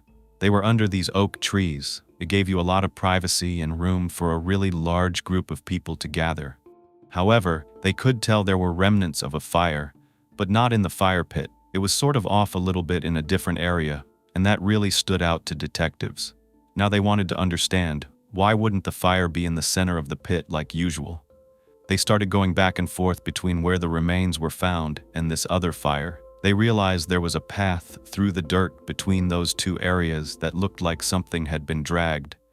They put 2 and 2 together and figured out that the rope was probably around the ankle to be able to easily drag the remains. Of course, they couldn't keep this quiet for long, but they wanted to at least get the chance to make sure they could positively identify the remains before Rochelle's family heard about anything. That didn't go as planned. Pam's brother was notified by a news station, Channel 4, that they found something out in the creek area. He ran right over. He doesn't hesitate. He's not supposed to be there, but he had to know more. Even though they haven't identified the remains, the family just feared the worst, because this was happening around the same time Rochelle disappeared. It hadn't been there that long. It just did not sit right with them, and they were heartbroken before they even found out whether or not this was Rochelle. Sometimes you just know, and her family felt like they just knew what the outcome was going to be. They still hung on to hope. They really didn't have to wait that long though, because they were quickly able to identify the remains through dental records, and sadly, and unfortunately, it turned out that these charred remains belonged to Rochelle. The hardest thing that the officers had to do at this point was to let the family of this 20-year-old beautiful girl know that they found their daughter in the worst way possible. When someone is found deceased, yes, it's so hard that the officers have to notify the family. But usually, or typically, the family gets to identify their loved one. They get to see their loved one. Just the fact that the condition of the body was not in the position to allow for that made me so upset.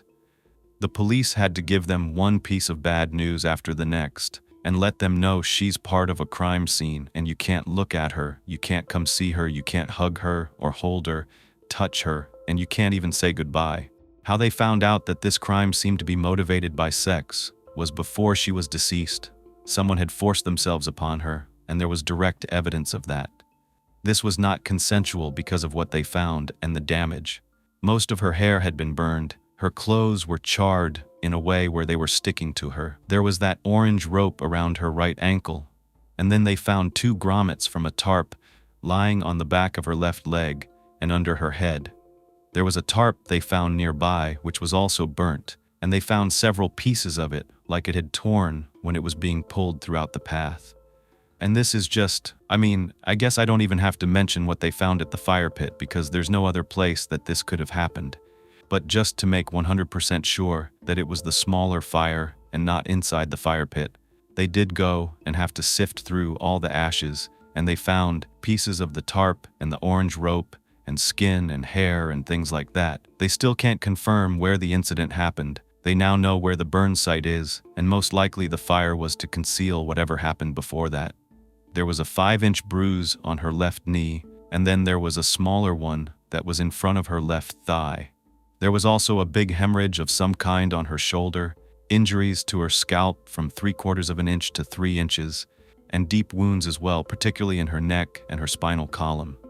Upon further investigation during the autopsy, they realized that there must have been asphyxiation in this case. That was the cause.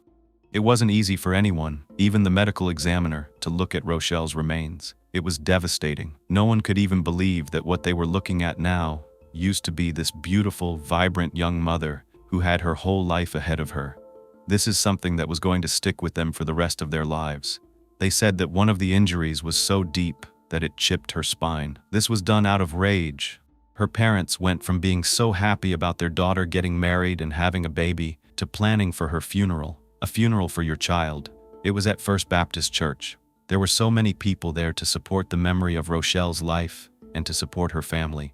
But so many questions remained. How do neighbors that are so close to you hear nothing in the middle of the night? No screams, no struggle. They didn't see anyone. How is that possible? They found out something that piqued their interest and turned the investigation back towards Andrew once again. Remember his alibi that he was at a party? Well, guess what kind of party it was? It was a bonfire. Obviously, this is a link. They found the charred remains of his estranged wife, and he's at a bonfire the exact same night. Right after she was identified, Andrew refused to talk to anyone. He became a complete hermit. Again, in my mind, I'm thinking this might be a typical reaction, because we all grieve in different ways, but it just doesn't seem like it was adding up. More and more red flags are popping up in his direction, so investigators decide it's within their best interest to see if the logs from the bonfire party that he was at were the same as the ones that were found in the pile where the remains were. They grab a bunch of logs from the party and the crime scene, sending them in for forensic testing, hoping that they could find some kind of connection. It turns out that both groups of logs were mesquite firewood, a type of wood used for slow burning. It doesn't produce a lot of smoke. People use it for things like a bonfire, where you just want to have the fire going and be around it without inhaling all the smoke and being covered with soot. They also use it for cooking and grilling food. Other people in this area use these kinds of logs all the time. They're sourced from local businesses, and these logs could have come from anywhere. They could have come from the same place, and there was no real way to tell whether they came from the same tree or the same person, or whether someone had brought them from one place. Where the logs of the crime scene were, there were way too many questions and not enough answers. You've probably seen this before, but sometimes they can cut the log and look at these tree rings, but not in this type of wood. Instead of rings, there were almost these little veins that ran through, so it was just impossible. They really thought they were onto something, but they had to move on. What it did do was make even more circumstantial evidence that pointed towards Andrew. Rochelle's house was still being sifted through. They collected the divorce papers, but then after reading through them, they realized that they weren't Rochelle and Andrew's documents. They belonged to Rochelle's uncle, Robbie. That seemed a little peculiar, but it turns out that her uncle had already gone through a divorce, and because Rochelle was trying to sort everything out, especially with the visitation concerning Avery, she just asked her uncle to borrow the divorce papers so that she could figure out a way to make everything make sense. She was hoping that she and Andrew could come to some kind of agreement. They find something else when they're examining the divorce papers, a shoe print. They were taken and brought into the lab for further examination. Of course, I'm not a scientist, but they use some kind of chemical that reacts with the partial shoe print, and they're able to bring it up so that it's much more distinctive. They thought, okay, well, if we have a suspect at some point, we can go through all their shoes if they didn't throw them out, and we can see if it's a match. It looked like it was a boot print. Something really interesting about this type of evidence is that when you wear shoes, there's wear and tear, and the wear and tear is specific to that shoe. It's almost as good as a fingerprint, because this footprint was so clear, it was the best type of shoe print for comparing it to an actual shoe. But you can't match it if you don't have a suspect that has these types of shoes lying around. Their focus goes somewhere else anyway, because a tip comes in, and this seems like it's going to be something massive. A neighbor finally comes forward. She says that the night Rochelle disappeared, she was woken up in the middle of the night because she heard something. She didn't know what it was, so she jumps up and goes to her window. She looks out and sees what she says looks like two people carrying something that looked as though it was a rug, like a wrapped up, rolled up rug. We all know that's the sort of thing that remains to be found in when you wrap it up in a tarp or a rug and bring it to a vehicle. But the problem was, this woman was elderly. She was in her 80s and didn't have the best communication skills, and she kept changing her story. They couldn't confirm that this is what she really saw. This wasn't the only tip coming in. Ever since the search happened, there were even more tips. They were pouring in and day out, and they have to investigate each and every one. While they're looking into those tips, someone who attended the bonfire with Andrew comes forward as well, and they say a little bit of something different. Andrew's not involved in this at all. They told police that someone brought that mesquite firewood to the fire pit, and it wasn't Andrew, it was someone else. It was 21-year-old Moises Mendoza. Moises was from the exact same area and knew everybody. He was friends with Andrew and Rochelle. They went to school together, dating back to their childhood in kindergarten. He worked as a repairman in the air conditioning business and was known to hang out with both Andrew and Rochelle. They would always see each other at these bonfire parties and other places around town. Just because someone brought wood to a bonfire where a party is going on doesn't mean that someone else didn't take the wood, bring it somewhere else, and have a devious and horrific intention to harm Rochelle. But they still have to look into each and every clue. They start asking around, was Rochelle involved with Moises? Had they ever dated? What was going on? What was their connection? What was their relationship like? Everyone they talked to said they were just friends. They go way back, but there was no romantic relationship. However, a few people said Moises was heavily intoxicated, just like the story with Andrew. He was also getting a little belligerent, specifically with two girls at the party. And get this, they said that he got so angry at them, he threatened to end their lives. Was this a legitimate tip, or did people have something against Moises? Why would he be throwing around threats like that? People who become intoxicated don't act like themselves, so they don't know. But what they do know is they need to dig deeper. Who were these women, and why would Moises have anything against them? It turns out the same night before the bonfire, there was another party. Moises was there. His friend was throwing a party at his place, and there were some girls who decided to party with them. They went out and got a lot of beer, two 30-packs of beer and two 40-ounces cans of beer. Then something transpired that made the girls want to leave. They left without telling anyone, then later called Moises and his friend and said they were not coming back. This is when Moises got really upset. He decided to drink more and more until he was completely out of it.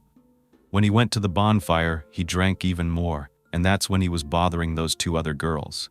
People said it was strange. He kept leaving and coming back, and leaving and coming back, and then finally, he took off once and for all around midnight or 1 o'clock in the morning and never returned.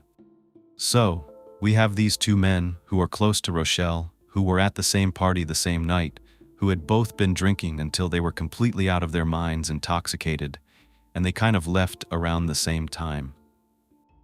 As the police were letting the community know that they needed more information about Moises, that's when Rochelle's best friend comes forward. Her name is Megan Kennedy. She says there was actually another party, but this was the Friday before anything happened to Rochelle. This party was at Rochelle's house. There were about 15 people in attendance, and Moises was one of them. Megan says they were talking, they were carrying on, they looked like they were having a great time, getting along really well. And you know how friends are. They'll pull you aside later and say, "Hey, what's going on? Is something going on between you and Moises?" And Rochelle said she wasn't interested in him like that. They were just friends. She didn't like him that way. Well, the fact that Megan comes forward made her boyfriend come forward, and he has even more information. His name is Tim Holland. On Saturday, before Rochelle disappeared, it turns out that Tim went over to Rochelle's house. This is the day after Rochelle's party, and guess who's with him? He's with Moises and one other friend, Cody. The reason they're there is because Cody was in a band. He was providing the music on the night of Rochelle's party, and he left all of his instruments behind. They went to Rochelle's house, they knocked on the door and nobody answered. They went around, and none of the doors were unlocked. And because they considered Rochelle a really good friend, they didn't think it was that big of a deal if they tried to sort of break in. So Moises, of all people, decided to open the back door somehow. When they asked Moises when he saw Rochelle last, he said it was that Friday at her party, but he did mention that ever since she had disappeared, he was acting strange. He was kind of anxious. He didn't seem like himself. He also added that Moises was definitely into Rochelle. He thought she was really attractive and wanted to date her. According to Moises, though, Rochelle was interested in him. Other friends came forward and said, no, there was definitely not a relationship between him and Rochelle. In their minds, anyway. I mean, there's no way to actually tell because we're not in the relationship, we don't hear the conversations. They gave them more information that leaned in yet another direction, back on Andrew. Apparently, there was an altercation between Andrew and Moises.s. Why would that have occurred if there wasn't something going on between Rochelle and Moises? The most likely scenario would be that there's something going on, and that Andrew's mad about it. They're going through a breakup. He's confronting Moises at a party a few weeks ago. It's even more confusing. It does turn out, and it was confirmed, that Andrew came up to Moises and angrily confronted him at that party, and it was because he was hanging out with Rochelle. They were going to a lot of social events together and parties. They got into it in front of everyone. They didn't get into a physical altercation, but they were throwing words back and forth. Andrew was not happy. He was taking it really seriously, and for the next couple of weeks, people were talking about the fact that at any moment these guys were going to brawl. And the rumors were swirling. There were questions. This is a small town, lots of gossip. These are younger people. Everyone had their own version of what they thought, their own perspective. But more and more of them are suspecting that Moises might have had something to do with Rochelle's death. They're just trying to piece everything together. Some even thought this might have been revenge. Andrew might have done this because he thought Moises and Rochelle were having a relationship, or they were having one. Oh, and the reason why they were thinking this is because, guess what? Andrew had threatened to beat Moises up with a metal baseball bat, and he had even borrowed one from a friend. He was planning to attack him. And as you can probably imagine, and you might be thinking the same thing, this just leaves so many more questions. Because, could it be the other way around? Could Moises have wanted to be with Rochelle, and Andrew was standing in the way? Maybe Rochelle didn't want to get involved because of Andrew, and so he took his anger out on Rochelle that night when he was intoxicated. You know, these love triangles, they cause a lot of drama, and they sometimes lead to these things. There were so many theories going around. The most important thing was that they had to get Moises in for an interview. They had to switch their focus because this was the most important information that they had gotten since the beginning. And yet, there's another bombshell. Someone else comes forward. Her name is Stacy Garcia, and she's a good friend of Moises. She confirms that he liked Rochelle a lot. They'd known each other for a long time, and he always had his eye on her, but they were just friends. They did start getting together recently when he found out that she had finally separated from Andrew. He was just kind of trying to make his move, shoot his shot, so he began asking her out. Stacy says he wasn't getting the answer he wanted, and he wasn't stopping. Every time he got the chance, he would flirt with her and ask her out again and again. Now Stacy wants to help with the investigation, but she's acting really scared. She says that she does have some really important information to tell the police, but there has to be a way that they can promise her she's going to be protected. That's kind of a big deal. She relays to police that she knows what he's capable of, and she's fearful for her life, so their ears perk up. They want to know what's going on. Eventually, when they tell her that everything's going to be fine, nothing's going to happen to her, she won't get hurt, she lets them know that Moises had called her, and this was just the other day.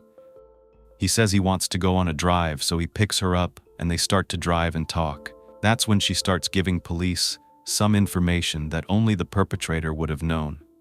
She's a credible witness. She was definitely onto something and they needed to know more. And they find out that Moises has an extensive criminal record. Not only that, it has to do with crimes carried out against women, also some robberies where he was armed and aggravated. These women that were involved in these crimes were the same age as Rochelle. They were a lot like Rochelle. They fit the profile. Now they're going back and thinking about those girls at the party that were threatened by him, and everything is sort of coming together to make it look like he is their prime suspect. They tried to retrace the path that Moises may have taken the night of the bonfire, and they realized that when he left, he would have had to drive right in front of Rochelle's house. And as a matter of fact, the fact that he had opened up Rochelle's door just a week before made him think he might have done it again on his way home. They had to lock down a way to interview Moises, and then they get another break in the case. Remember those pieces of wood that they sent to the lab, but there really wasn't a way to do anything with them? Well, there was a doctor at the Oak Ridge National Laboratory in Oak Ridge, Tennessee, and he had come up with this new technology that could possibly give you results that would link wood together again. I'm not a scientist. I don't know how this works, but they put a laser that goes into the wood and it somehow breaks down the chemical components. The point is, when you sample the surface of the wood, you can figure out what kind of chemicals it's made of. It's really interesting. This was the first time that this forensic test was being used in a criminal case. However, it's scientific in its precise technology. And what they found is the most common chemicals that were usually in samples. They were normal: hydrogen, nitrogen, oxygen, carbon, things that are typically found except for one element, and that was titanium.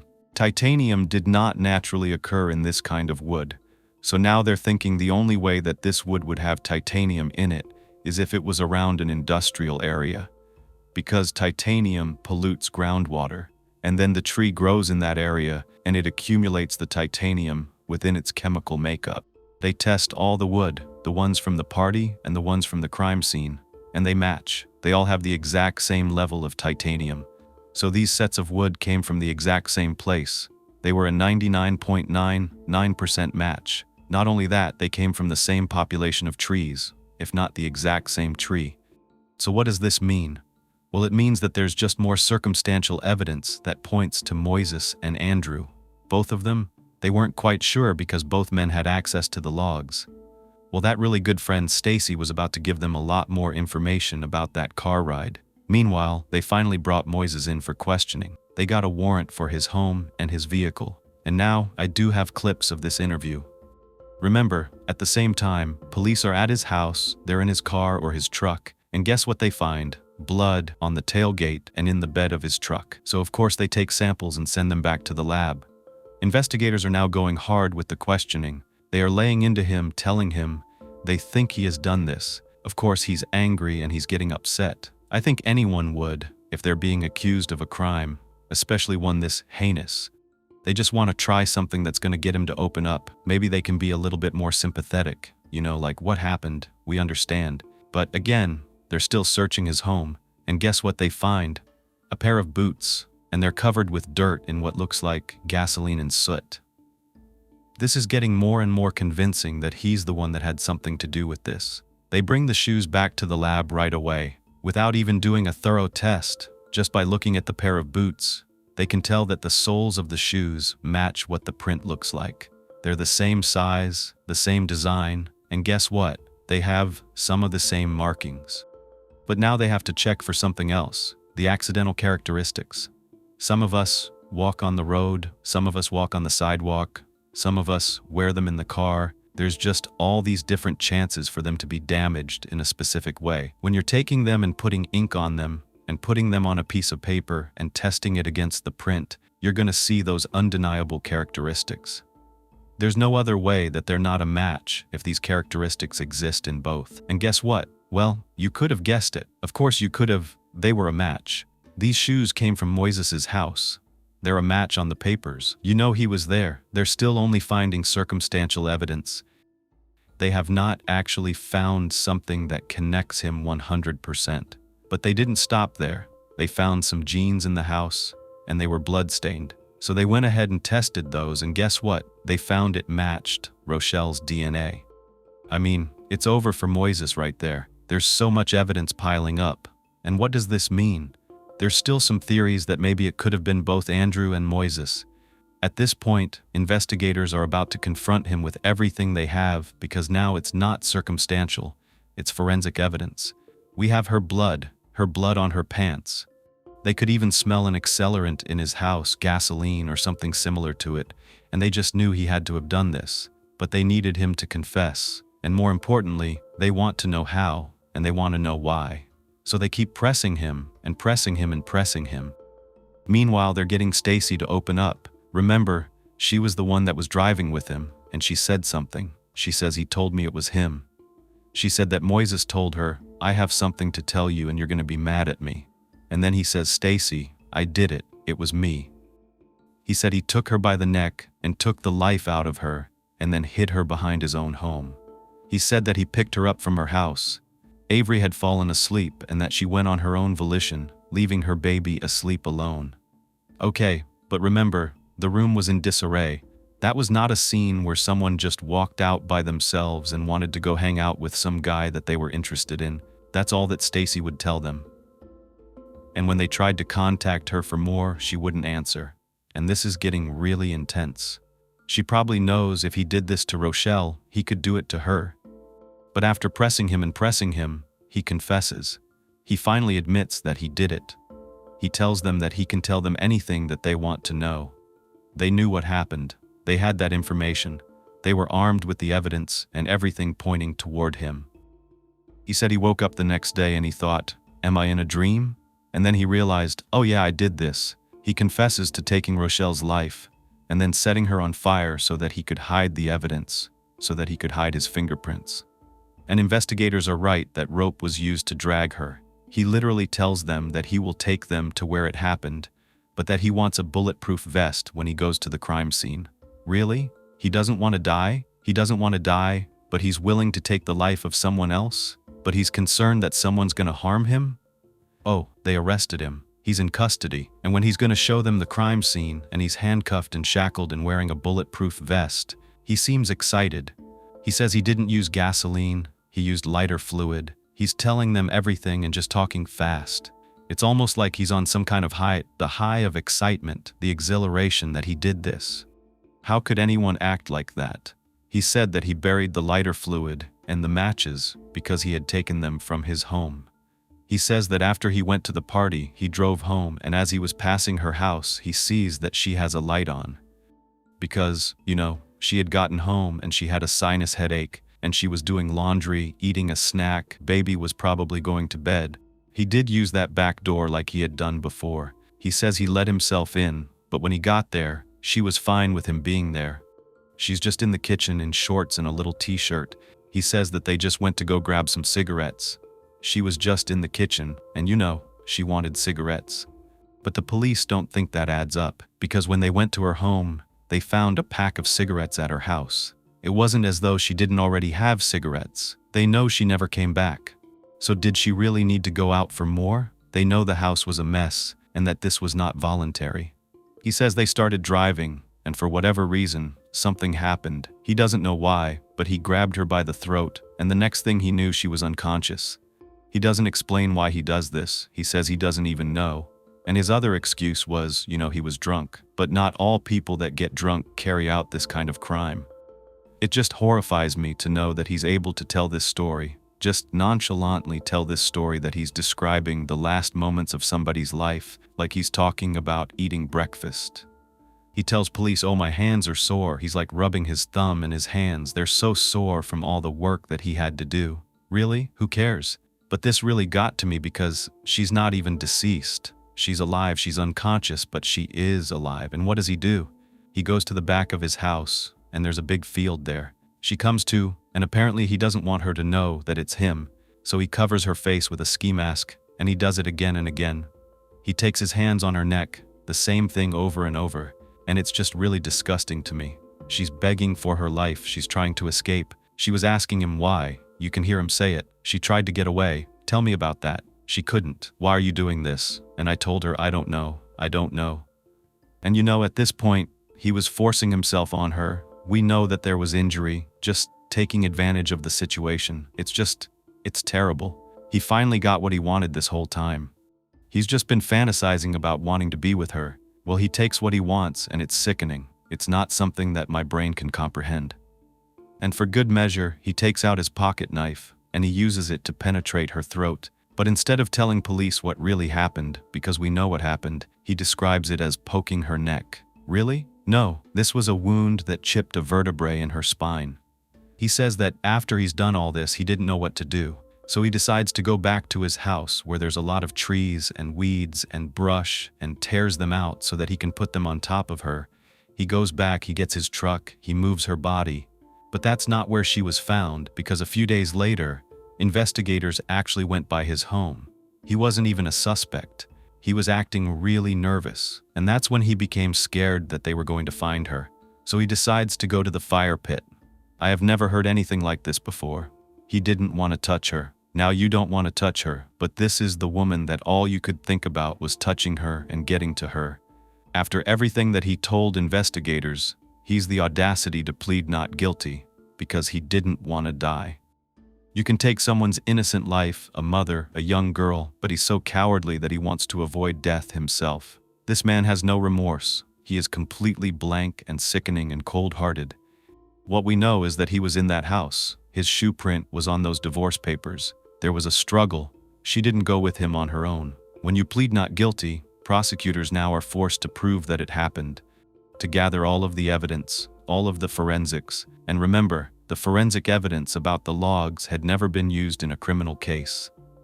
But they did have the DNA and the clothing that linked to him, but they still had to convince a jury beyond a reasonable doubt. His trial was set shortly after all of this happens. He was held in Collin County Jail on a $500,000 bond. When everyone found out it was Moises, they were in shock. It was so brutal, and friends and family that knew Rochelle and knew Moises couldn't believe that someone you had known all that time could just turn around and do something like this. When a neighbor that lived next to Moises found out what he did, she said that she had such kind things to say about his family, but not about him. He wasn't a good boy and he never was. It turns out he'd attacked his own sister in the yard of their home. And of course, the sister, she didn't go through with the trial because of that. It was never put on his record. He had already been facing 3 first-degree felony indictments for a connection to a series of robberies.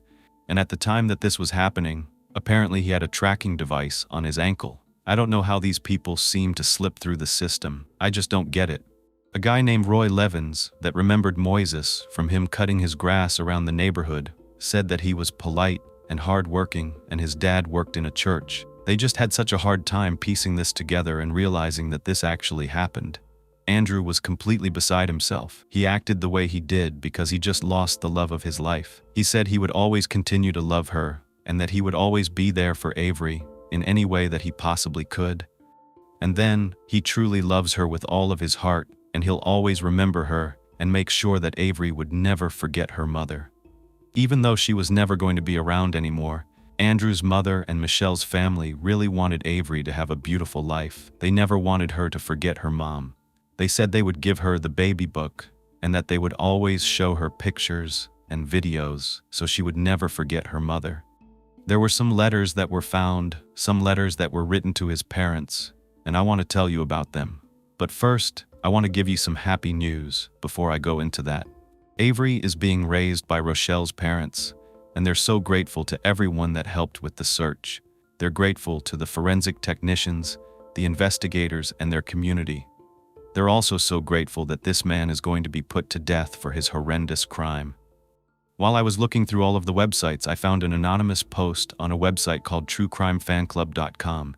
Anonymous says on October 18th, 2021, so this wasn't that long ago. I'm actually a very close friend of Avery's. Her family is and always will keep their promise of keeping Rochelle's memory alive for Avery. I never had any interest in learning more about her mom's death until now. Avery is the spitting image of her mother, a wonderful and thoughtful girl with dreams similar to her mom's. I wish I could have known Rochelle. She was a great mother. Her old letters give Avery advice as well. Pam is like a second mother to me. I can't even imagine how hard it is. Their family is amazing, and I wouldn't ask anyone for a better friend than Avery. But I feel like other people should know that their family and Rochelle's family are still thriving and amazing people. Now this is the part one hope you stayed for, because this is something else I found and it's very interesting.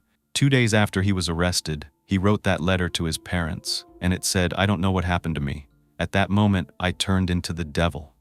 And there was a lot of confessions in the letter, and I guess you can see why it is so easy, even if there wasn't enough evidence in this case for the jury to convict him.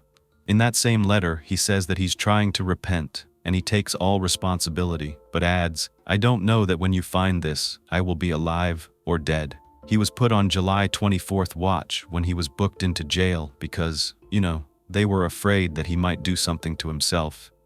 His mom admits that she noticed Moises was getting more and more angry the last couple of years. She says, "I believe that Moises has psychological problems with his anger. Last year his anger increased. Moises would become angry at himself and told me that he wanted to die." Well, then you could have made a different choice, couldn't you? Instead, you took someone else's life. You're still alive. Oh, and he was begging for pen pals. That's right, there's a website. He says, "My name is Moises Mendoza. I arrived on death row July 1st, 2005. I would like to become friends with anyone who's willing to write me. I'm easygoing and I consider myself a good friend. I would like to meet someone who needs a friend because I need one also. I would like to meet someone who's willing to help me fight for my life, emotionally, spiritually, and in any other way possible. Although I'm on death row, my struggle to fight for my life will be long and hard." Did you think about the fact that Rochelle had to fight for her life? I just can't believe people can think this way. He goes on to say that he is going to fight with another appeal, and he hopes he can keep fighting for his life daily, because if he doesn't, who will? I want to meet someone who can help in any way they can. I realize I'm not in a good position to give out advice, but I always have hope that my words will help someone from making some of the same mistakes that I've made in life. My hobbies include exercising, writing, reading poetry, drawing, and studying the law. I like all music. I'm looking for a pen pal 18 or older. If anything about me interests you, don't hesitate. Please drop me a few lines so that we can get to know each other. God bless. And then he gives the address, which I am not going to tell you. I don't think you want to write this man. As far as I can tell, he's still on death row. I couldn't find any other information. I don't have an execution date. It's completely devastating. And what I want to leave you with is, we don't know how long we have. And I know that sounds morbid, and I know it sounds depressing, but we don't know what day will be our last.